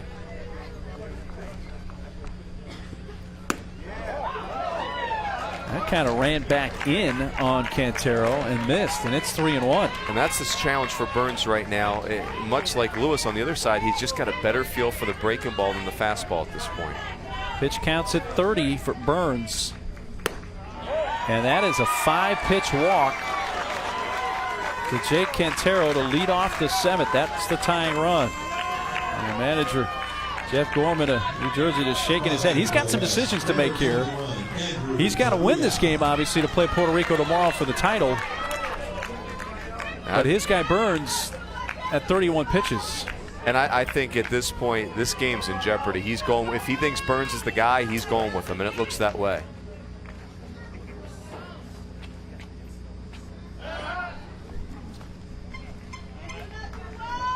Burns has to be careful there. If you pick the first, you step off the first, always best just to make the throw, even if you lob it over there. Another adjustment. Adjusting to holding runners really feel like it's the biggest adjustment for these guys coming to this field.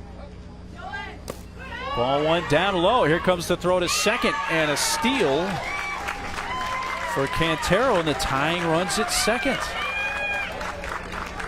How about third base coach Jamie Lloyd calling a steal down 1 in the 7th? I love it. Stay aggressive. Stay with what got you here. But boy, that takes some courage right there. Hawaii hitter Andrew Taruya's had a good day. A double, a walk, a couple of runs scored. Boy, Burns needed that pitch. That looked pretty good. Didn't get it. You don't like to steal third with the left-handed hitter up because the catcher's got such a clean lane. But if Cantero wants third base, it's there for him. They are not holding him at second base.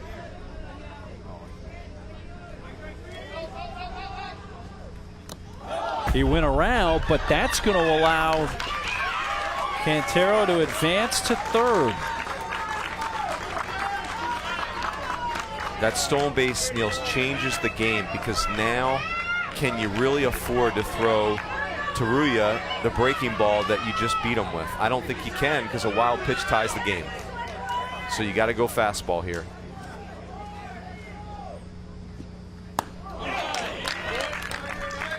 Had some movement on it, and it was up. But it's 2-2, and it had some zip. Yeah, Burns had a little something extra left in the tank. I think you're getting another fastball, though. Infield's creeping in. Chopper to short, runner coming home, and it's tied. Taruya, RBI ground out. Cantero comes in. walk, steal, wild pitch, infield ground out, and Hawaii makes it 4-4. And you know what, Niels? I think Zachary Gorman made exactly the right play. Quintero's a really good runner, got a good jump. If you make a perfect throw there, maybe. But you're the home team. It's a tie game. I thought Gorman showed great maturity there to get the out. Now the last hitter that needs to bat to satisfy mandatory play for Hawaii comes up. Kamanu Vihikite Kahaiali'i. Bat here with 1 out, bases empty.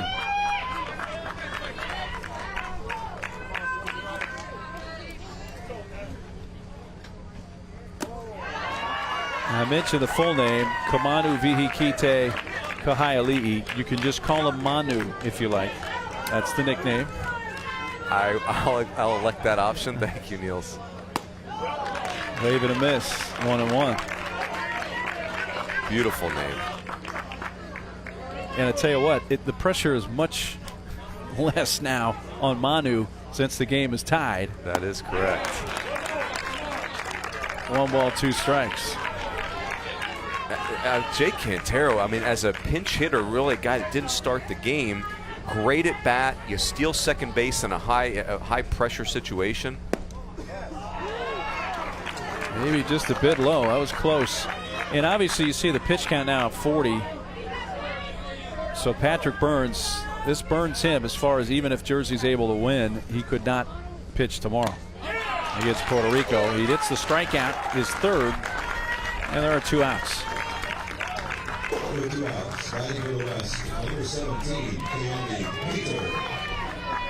Now how about Hawaii? You're down to your last 3 outs. You have to bring, in essence, a cold hitter off the bench who hasn't batted all game, hasn't played. And he works a leadoff walk, Quintero, gets a steal, goes to 3rd on a wild pitch, and scores on a ground ball. That's outstanding bench play. And ironically, the 4th run for both teams was scored with outstanding base running. No hit. Well, top of the order for Hawaii, and Painter 2 for 3, a couple RBIs and a double. Right now Burns is just not getting that low part of the zone, and this breaking ball there nearly hits Painter. Both teams vulnerable on the mound right now. Just, you get this deep in a tournament, there's not a lot left. Which, if you're Puerto Rico, you're thinking, hey guys, why don't you go ahead and play like 15 innings? Burn up all your pitching, and we'll see you tomorrow. New Jersey's got depth, and I think they'd be fine if they advance. Now, Hawaii would have Painter available, and that's really their best guy. So that's not helping Puerto Rico.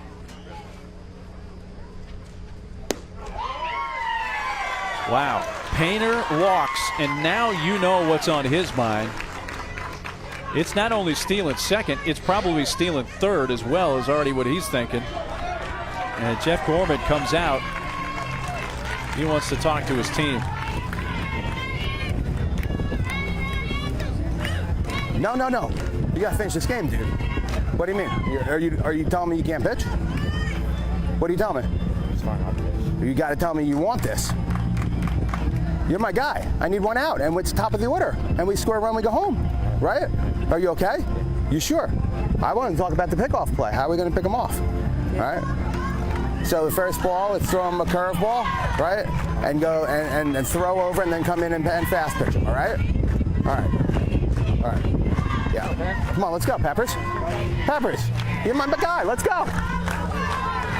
Peppers, that's the nickname for Patrick Burns, because it kind of sounds like Patrick Burns, they say, if you say it fast. I'm not sure why Patrick thought he was coming out, because I think he's mad at himself. He feels like I let the team down, I gave up a run, and that's a great job by Jeff Gorman of pumping him up, but also talking about, hey, we got to pick this guy off. He's stealing.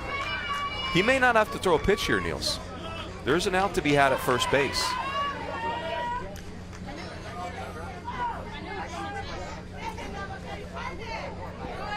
There he goes, and it's almost silly how easy it is. It's comical. Everyone in the ballpark knew he was stealing, and he didn't even need much of a lead. And I'm pretty sure we're doing 3rd base too.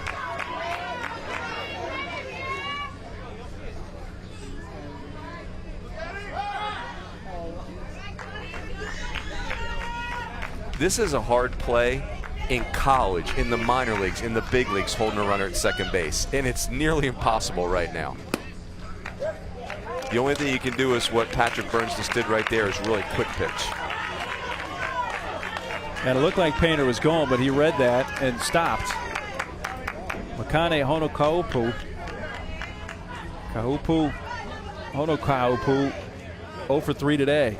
And where this gets dangerous is now so much attention's being paid to Painter at second base. Look at the hole on the left side of the infield.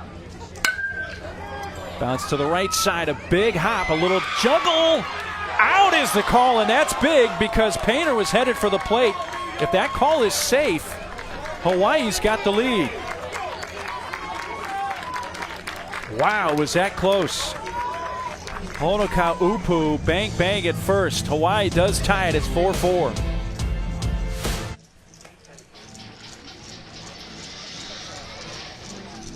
Take a look at this last play. I mean, that's as close as it can get, Mike Rooney. And that's a really good call. That's the right call. He was out. Tom Teresi, who's the first base umpire, that's a call. Obviously, there's no replay at this particular site. Let's just say that call was made in the big leagues. It's almost either way it had been called, it would be tough to overturn it if you had replay either way. Yep. That's how close it was. Give Tom Teresi, the umpire at first. Really nice job. Well, top of the order comes up for New Jersey. Hawaii just tied it with a run in the top of the 7th. This is the U.S. title game in the Little League Intermediate Division. Winner of this game will play Puerto Rico tomorrow for the Intermediate Division World Championship. Top of the order has been the run producers, the run scorers. Gorman, Shapiro, and Burns scheduled. Zach Pasquale, the pitcher, he got the double play ball to end the 6th.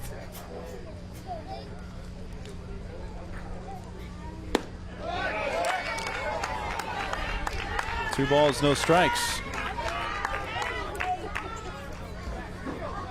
That's been the real undoing for Hawaii, the 7 walks they've issued. On top of the 3 errors, which have led to 3 unearned runs for New Jersey. Too many free bases. 3-0. Red light, you are taken.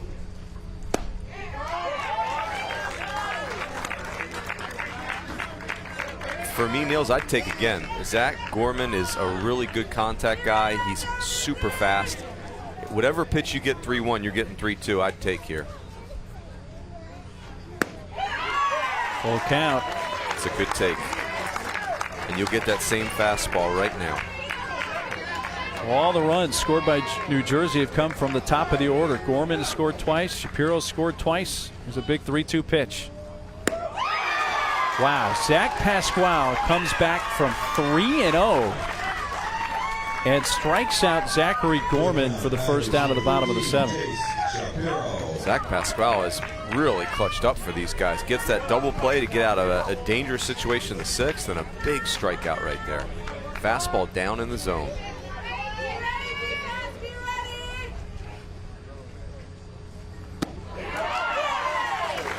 Jay Shapiro has reached base all 3 times up. He's reached on an error in the 1st and then walked his last 2 times. He scored twice and stolen 2 bases.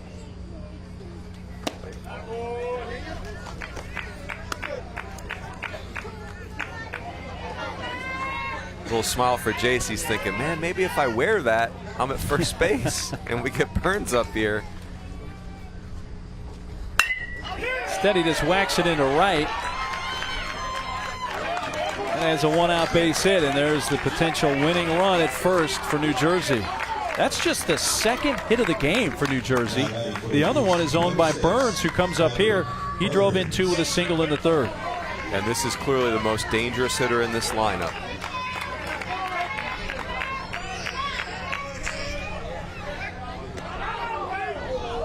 I think if you're Shapiro at first base, you have to be really careful. Burns is the one guy, if I'm New Jersey, that I'm not running like crazy on the bases. You can't take the bat out of his hands, can you? Chop to first. They're going to try for the lead runner and get him in the throw to first. Wow! Hawaii turns a twin killing for the second consecutive inning, and the U.S. title game is headed to extra innings.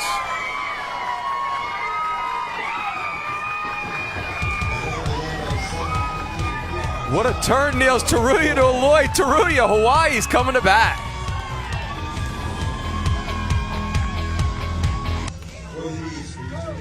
Mike Rooney, the double play turned by Hawaii to win the last inning.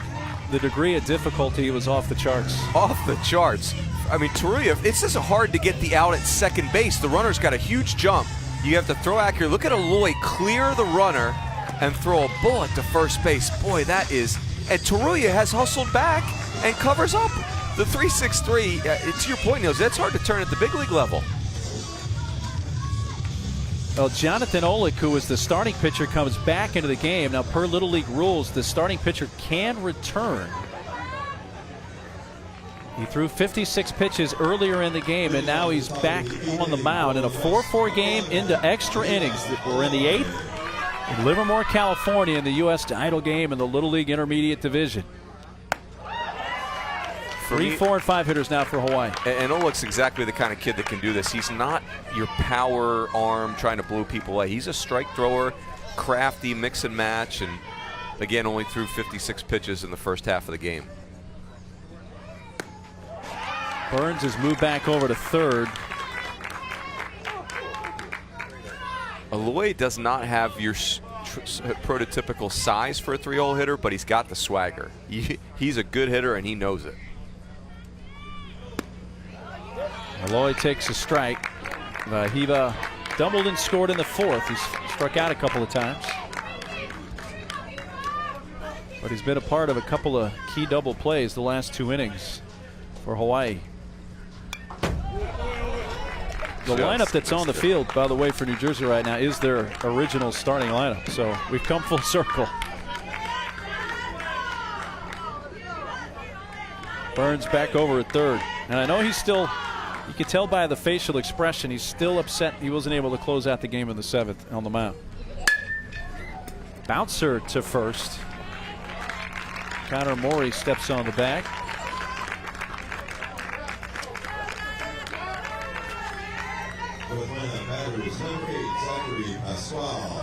Burns wasn't able to finish it, then grounds into that crazy double play. But that's baseball. No matter how good you are, and Patrick Burns is a really good player, the game will do that to you at times. I'm sure perhaps Burns and the New Jersey fans were thinking another walk-off home run in that last inning from Burns. I say another walk-off. He didn't hit a walk-off. He had a game-tying grand slam a couple of nights ago to keep their season alive. How about Zach Pasquale, what he has done on the mound? Really impressive. And came into a dicey situation. He has thrown an inning and 2/3 of scoreless relief for Hawaii.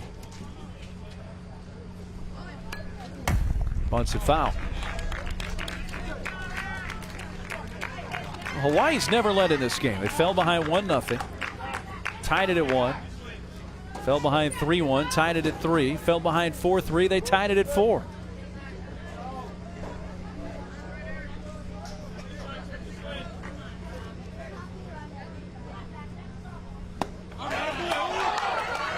Throw has to go down to first from Salamone to Morey, and the strikeout completed. 2 outs. With 2 outs, batting for the West, number 9, Dylan Kokoboon. So Olick's come back to the mound, and he's set down the first 2. He'll face Dylan Kokoboon. Looks good in the return. Maybe his future as a reliever. This is suiting him well.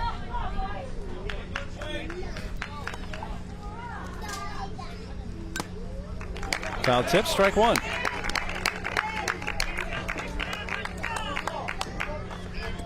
He's a good style of pitcher to face Hawaii because they're aggressive swinging. They want to get on your fastball, and he does a nice job mixing and matching.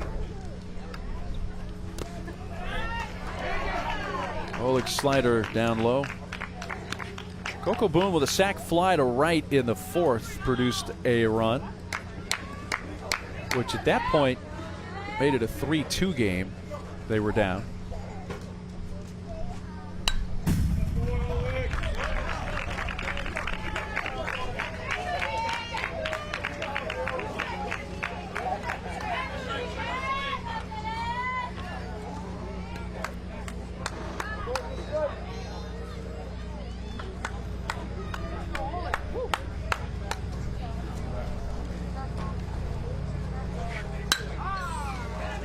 Just tell, Niels, these are two groups of kids that just came up short of Williamsport last year, and there's a little bit of an edge to these teams. Like, we're not going to be denied this time.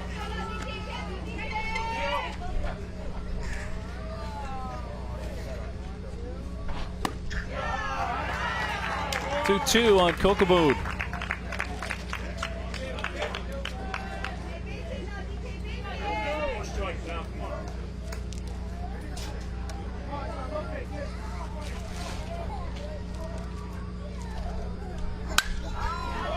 Gets jammed and fouls it off left side, so it's still 2-2. Good at bat. Every pitch for Hawaii is a difference maker when you figure that Oleg's got 24 pitches left in his outing.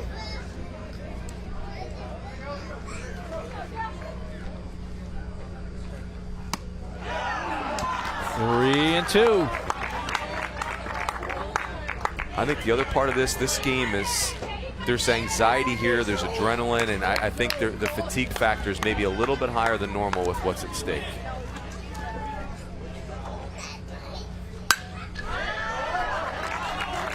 Wow, what a battle going on here. You can see it's wearing on Oleg right now. This is a nightmare for a pitcher when a guy goes 10 pitches at you, 9 pitches.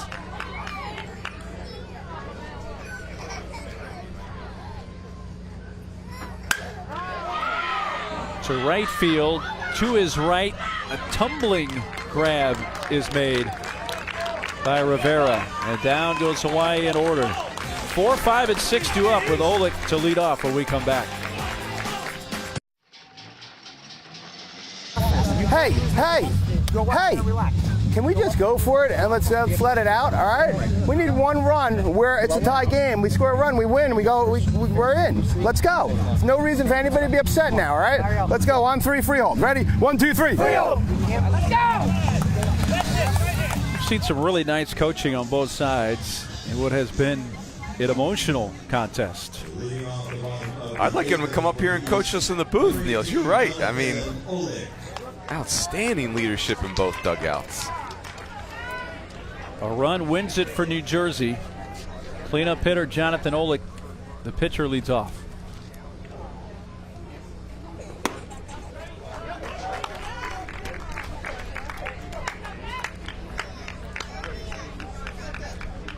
Can the big cat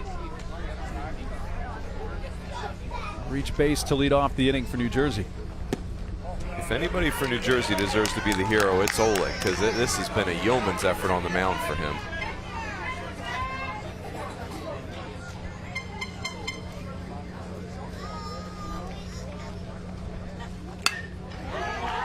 Well, when we talked with him yesterday, we asked him about his best sports moments, which he wrote down on his questionnaire as just clutch dingers. That he's hit a variety of home runs. The coaches say, hey, the exit velocity off his bat is incredible. Well, nips the outside corner, 2-2. That'd be a good Twitter handle. You can find me at Clutch Dingers. New Jersey fans would love to see one of those right here.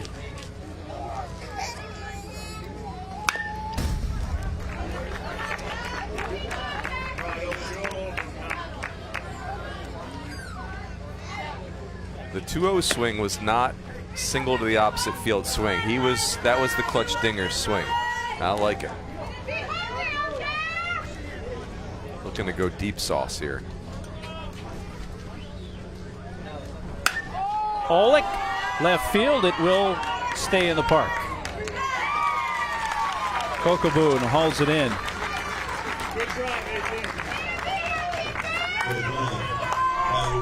But everybody's heart was in their throat, probably on both sides, for just a second when that ball came off the bat. No question.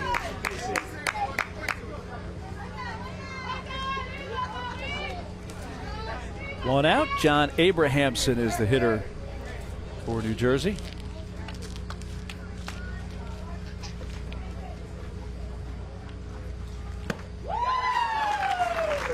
Abrahamson has battled injury this year. He's come back, gotten healthy to help this team. Pitched a big game against Keystone, Pennsylvania to help get them here to California.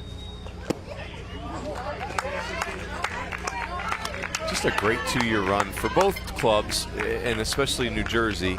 13-2 in tournament play last year, go all the way to the regionals, get close to Williamsport, and now a great run this year. Fights one off right in on the hands. He's hitless today, Abrahamson, but he's hit a couple of homers in this tournament.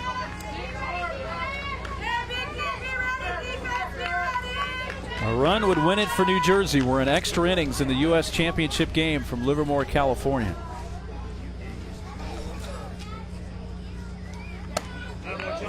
And that's the truth. The last thing you want to be thinking about as a hitter right now is trying to end the game. The key is just get committed to get to first base any way you can.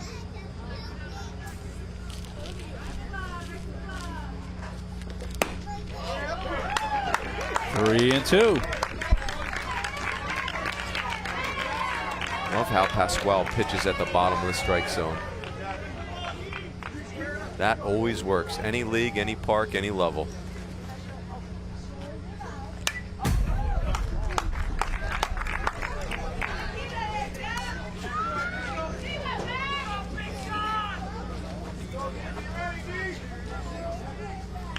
One out, nobody on. Bottom of the 8th. A full count on John Abrahamson. Another big pitch from Pasquale. Out to second, in and out of the mitt. But Onokaupu. 2 down.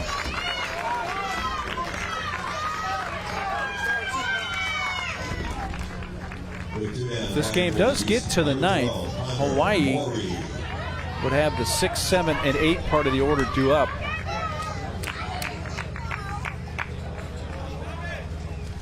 Connor Morey will try to extend this inning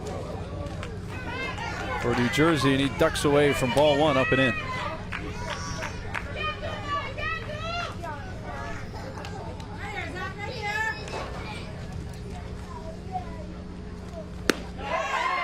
For both teams, you're so close to that title game, and yet so far it feels a million miles away, and you're just a run away from being there.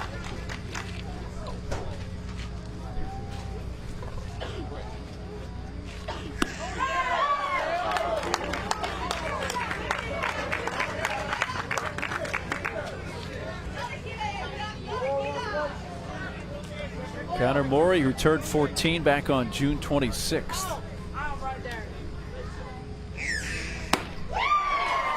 2 and 2.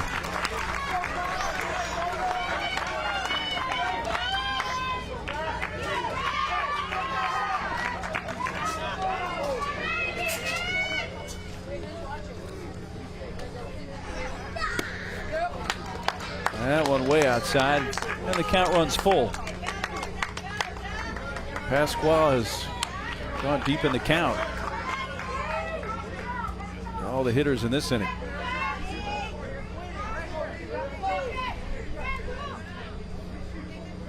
His 19th pitch of the inning. And there's a walk to Morey, and the potential winning run is on for New Jersey.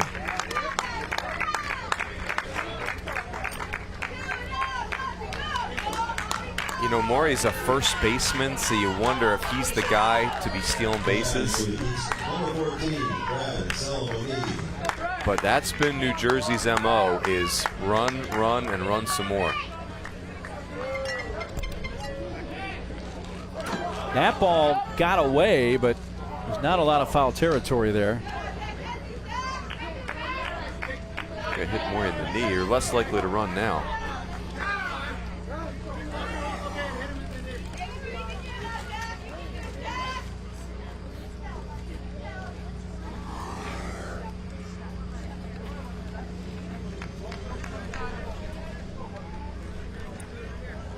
tell her trying to rub that one off. They got him in the knee.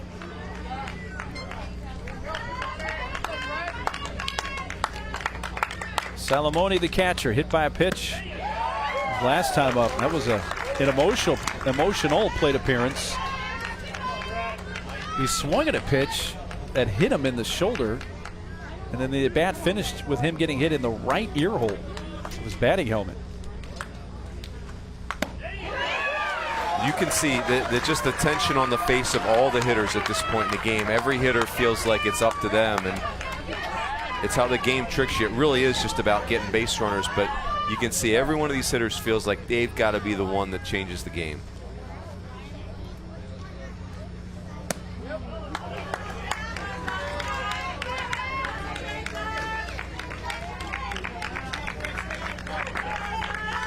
Four in the 8th inning in extra innings in the United States Championship game in the Little League Intermediate Division World Series.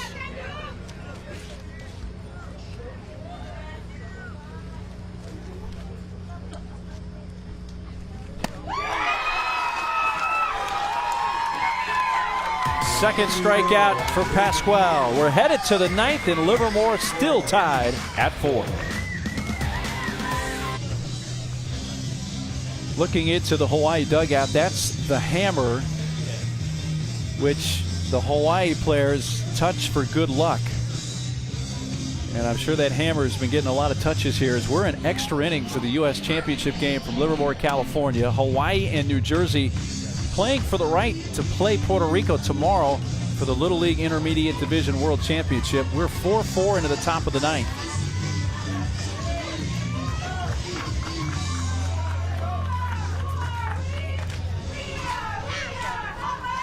I asked Jamie Aloy, coach for Hawaii, about the hammer. I said, you must have to have checked that in your luggage. You couldn't carry that on an airplane, I'm sure, these days. Hopefully not. Yeah. Now, who's going to have the hammer at the end of this game?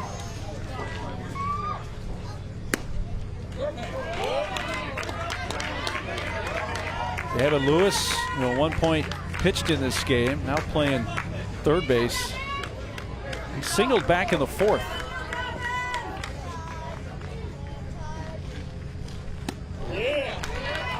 Lewis 6, 7, and 8 hitters up. Bruce. Really nice job on the mound where Hawaii was struggling. Dene had struggled, the errors had piled up on him, and Lewis, who didn't have his best stuff, he wasn't perfect, but he battled and really fought for these guys and made a huge difference in this game, let Hawaii get back to a tie score.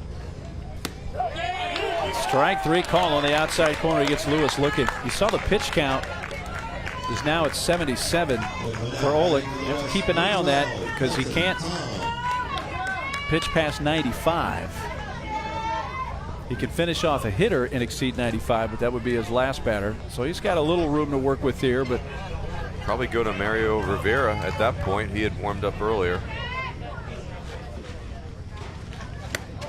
You're going to win this thing, Niels, you better have a lot of arms. You got to have a deep staff if you're going to get deep in these tournaments. Catcher Kelton Tom 0 for 2 tonight. 2-0. Kelton Tom likes to travel to the West Coast. One of his favorite places to go, Oregon. Said he did some snowboarding there.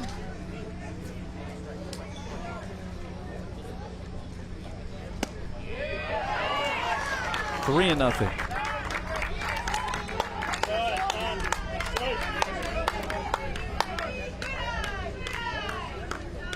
Andrew Taruya is the on-deck batter for Hawaii.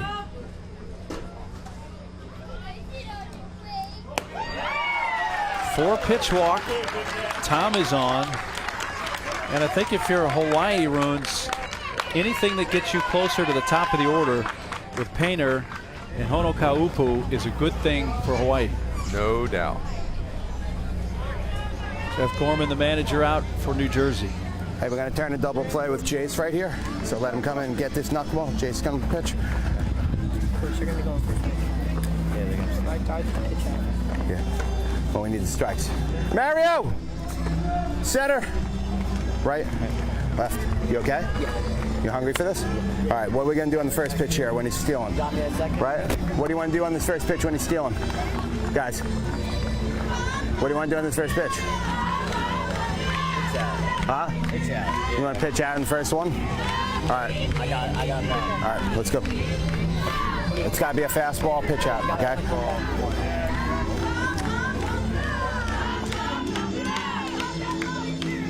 Like it, Niels. A little strategery right there. First pitch out, it appears. So Jay Shapiro is going to be the new pitcher. They lift Olick after 81 pitches in 2 different stints in this game, including acting as the starting pitcher. Hawaii has used a special pinch runner, Connor Quinn, over at first base.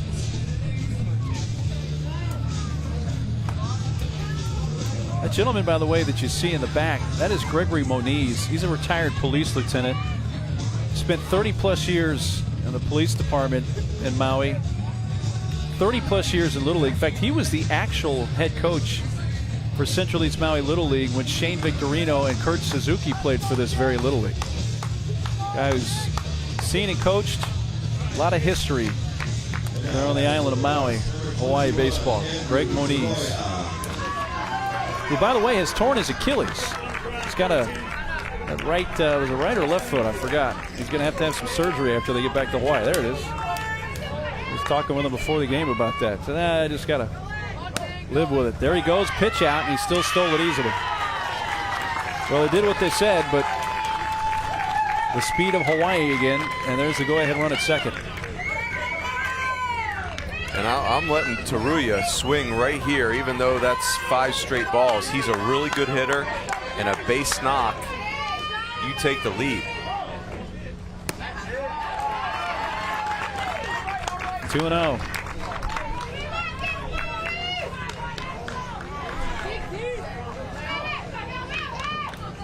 Shapiro's the kid we mentioned top of the game when he came up batting. He's a kid that throws a knuckleball. This is his second pitching appearance in this tournament. He's thrown an 80 2/3 a scoreless ball for New Jersey. 3-1. With the potential go-ahead run, though, at second. I don't know if knuckleball is the first pitch that you're calling. It's not any pitch I'm calling, quite honestly, Niels. I'm not trusting the knuckleball right here.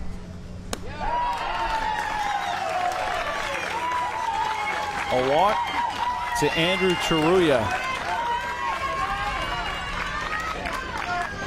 Jeff Gorman, the manager, coming back out.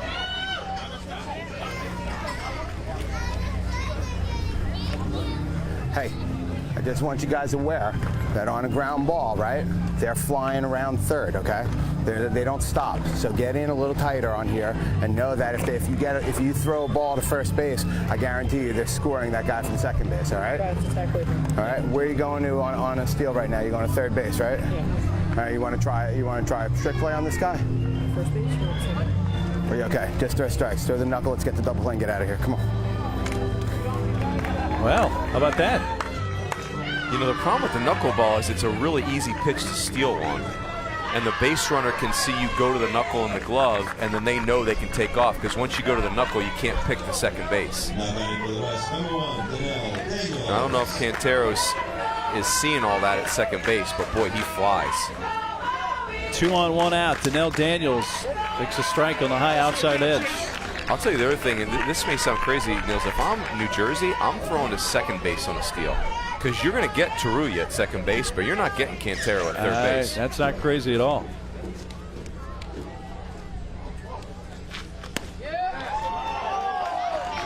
Jersey wanted that pitch at the knees and didn't get it.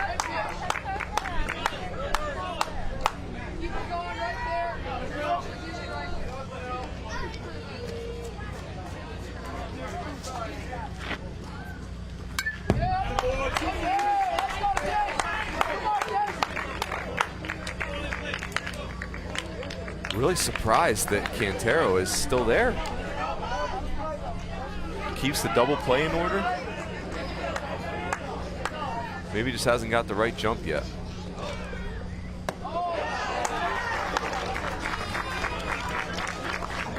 Sun's starting to set. It's kind of hard to tell if and when he's throwing that knuckleball. If that last one was a knuckler. It's almost like he's just palming the baseball and just smothering it. Oh, that's knuckleball grip right there. That knuckler fouled back. Yeah, oh yeah. That's a knuckleball. That is awesome. Jeff Gorman's a better man than me because I'm not putting my fate in the hands of a knuckleball right now. No offense to Phil and Joe Necro. Out of play right side. Well, there are a lot of Pittsburgh Pirate fans out there that in 1992 probably wish that Tim Wakefield had come in for the 9th in Atlanta. Well said. But I'm with you, Rooms. Well said. Still no steal. Now a lot of attention at second base. They're holding him tight, but I'm surprised he's still there. Fouled back. Well, notice where the third baseman Burns is playing. He's only, well, now he's moved a little bit off the line, but he's still very tight. And a little bit behind the bag at third. Well, if you guess right and he throws a knuckleball, there's no way a catcher's throwing a guy out at third on a knuckleball. And that's popped up. Infield fly in effect. They're going to get it out. There was a little contact between Morey, the first baseman, and the runner Taruya, but the infield fly, the out is made, and there are 2 outs. And now it really gets tricky for Hawaii because do you steal with Painter up and risk ending the inning and he doesn't get to swing the bat? I don't think you do. Yeah, I'm with you. You got to let him swing here. Yep. He's doubled, singled, walked. He's been on base his last 3 times up. Hawaii with runners in scoring position, though, has not been all that great tonight and today. First pitch strike from Jace Shapiro. Boy, Shapiro's done a nice job. This is a tough situation to jump into and just attacking the strike zone.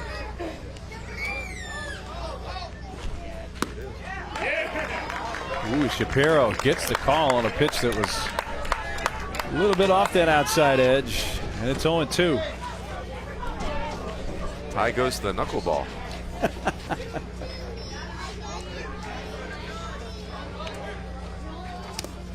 Back to the screen, the runners advance.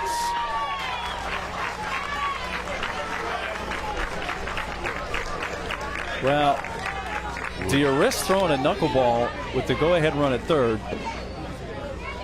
I don't think you can. Cantero's a really good runner. He's coming on a pass ball.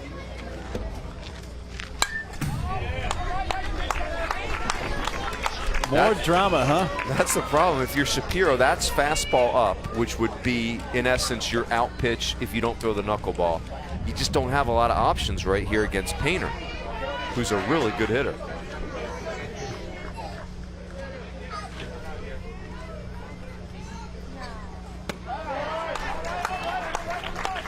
Runners at second and third, 2 outs. Any scoring here by Hawaii wouldn't win the game. It would give them the lead. New Jersey has their ups in the bottom of the inning with the 8, 9, and 1 hitters due up. It's almost like if Painter puts this ball on the ground, Hawaii's going to have the lead. I think we're to the point in the at-bat, Niels, where you really have no choice but to throw the knuckleball because Painter is all over your fastball. The ones that are up and out of the zone, he's taken. The ones that are close, he's getting a piece of. I think you're just out of options right now. 3-2. On deck, Akane, Honokaupu. Honokaupu is 0 for 4 today. He's yet to reach base.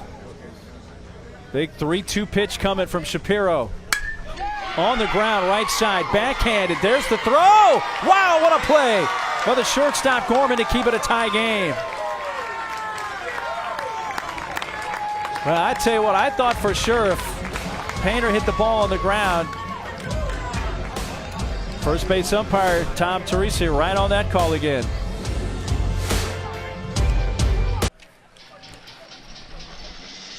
Hey, listen. What does Gironi say to us, right? You shorten up you choke up, you have an approach, right? Anthony Sirico leading off. Bottom of the 9th inning. Extra innings in the U.S. Championship game from Livermore, California. 8, 9, and 1 hitters for New Jersey.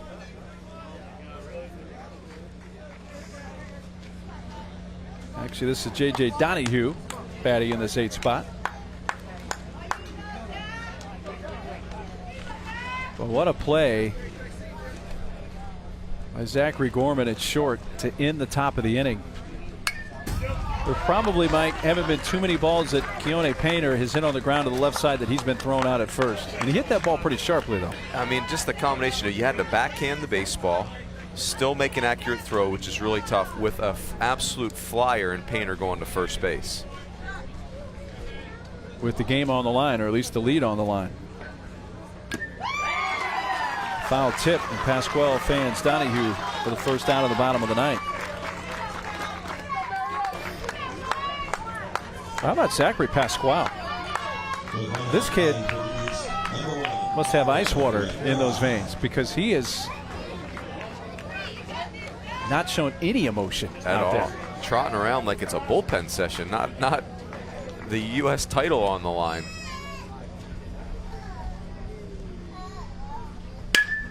Rivera bounces it up the middle in a sliding attempt by Eloy, and he can't come up with it. It's into center field. Well, 3 early errors really hurt Hawaii that led to 3 unearned runs for New Jersey. They're going to score that a base hit for Mario Rivera. It's just the 3rd New Jersey hit of the game. That's the winning run at first for New Jersey. Top of the order now up. And Zach Gorman, who made that tremendous play at short to win the top of the inning. And here comes that New Jersey running game. I would be really surprised if we don't see Rivera on the move here. Hey, Zach. Hands back, buddy, right? You all right? Huh? Your knee? Is your leg? Huh? No? No, you okay? Is that? Yeah? Come on. Jamie Lloyd coming out, his son. He shortstop kind of looked like he may have been hurt, but not the case. That was cool. He had to talk to Davin Lewis to get the lowdown on his son. Son doesn't want to talk to dad, but he's mad at himself. But that's not an error. That would have been a heck of a play for Eloy, but that's a base hit. It was scored properly. 2 runs scored tonight for Gorman.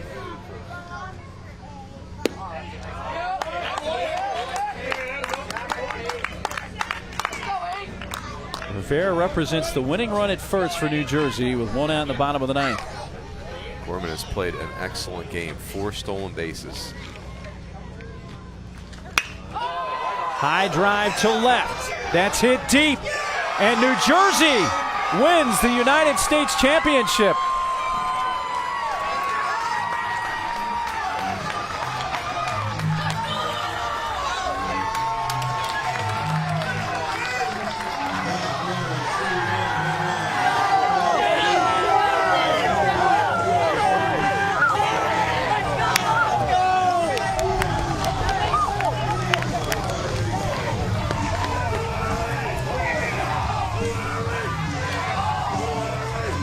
Zachary Gorman with the walk-off 2-run home run to left, and New Jersey wins the U.S. title, and they'll play Puerto Rico tomorrow for the Little League Intermediate Division World Championship.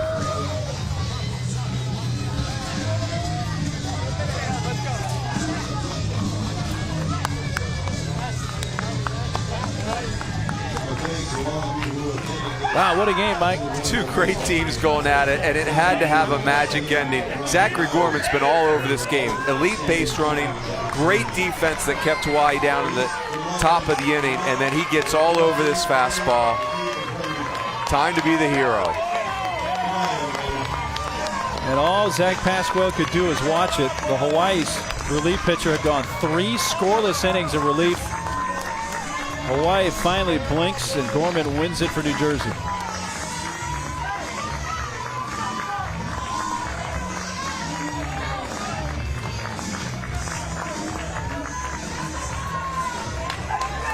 Gorman's first home run of the tournament. It comes in a huge spot. And New Jersey wins the U.S. title, and they'll play Puerto Rico tomorrow in the Intermediate Division World Championship game at 9 Eastern Time on ESPN2. So look at the bracket. Puerto Rico won earlier today, 10-2, eliminating Venezuela, and what a game in extra innings in 9. New Jersey beats Hawaii 6-4. Be two great shortstops going at it tomorrow. Zachary Gorman for New Jersey and Peter Vasquez of Puerto Rico, a real star in the making. Wow, what a matchup. We'll look forward to it. So for Mike Rooney, I'm Mark Neely.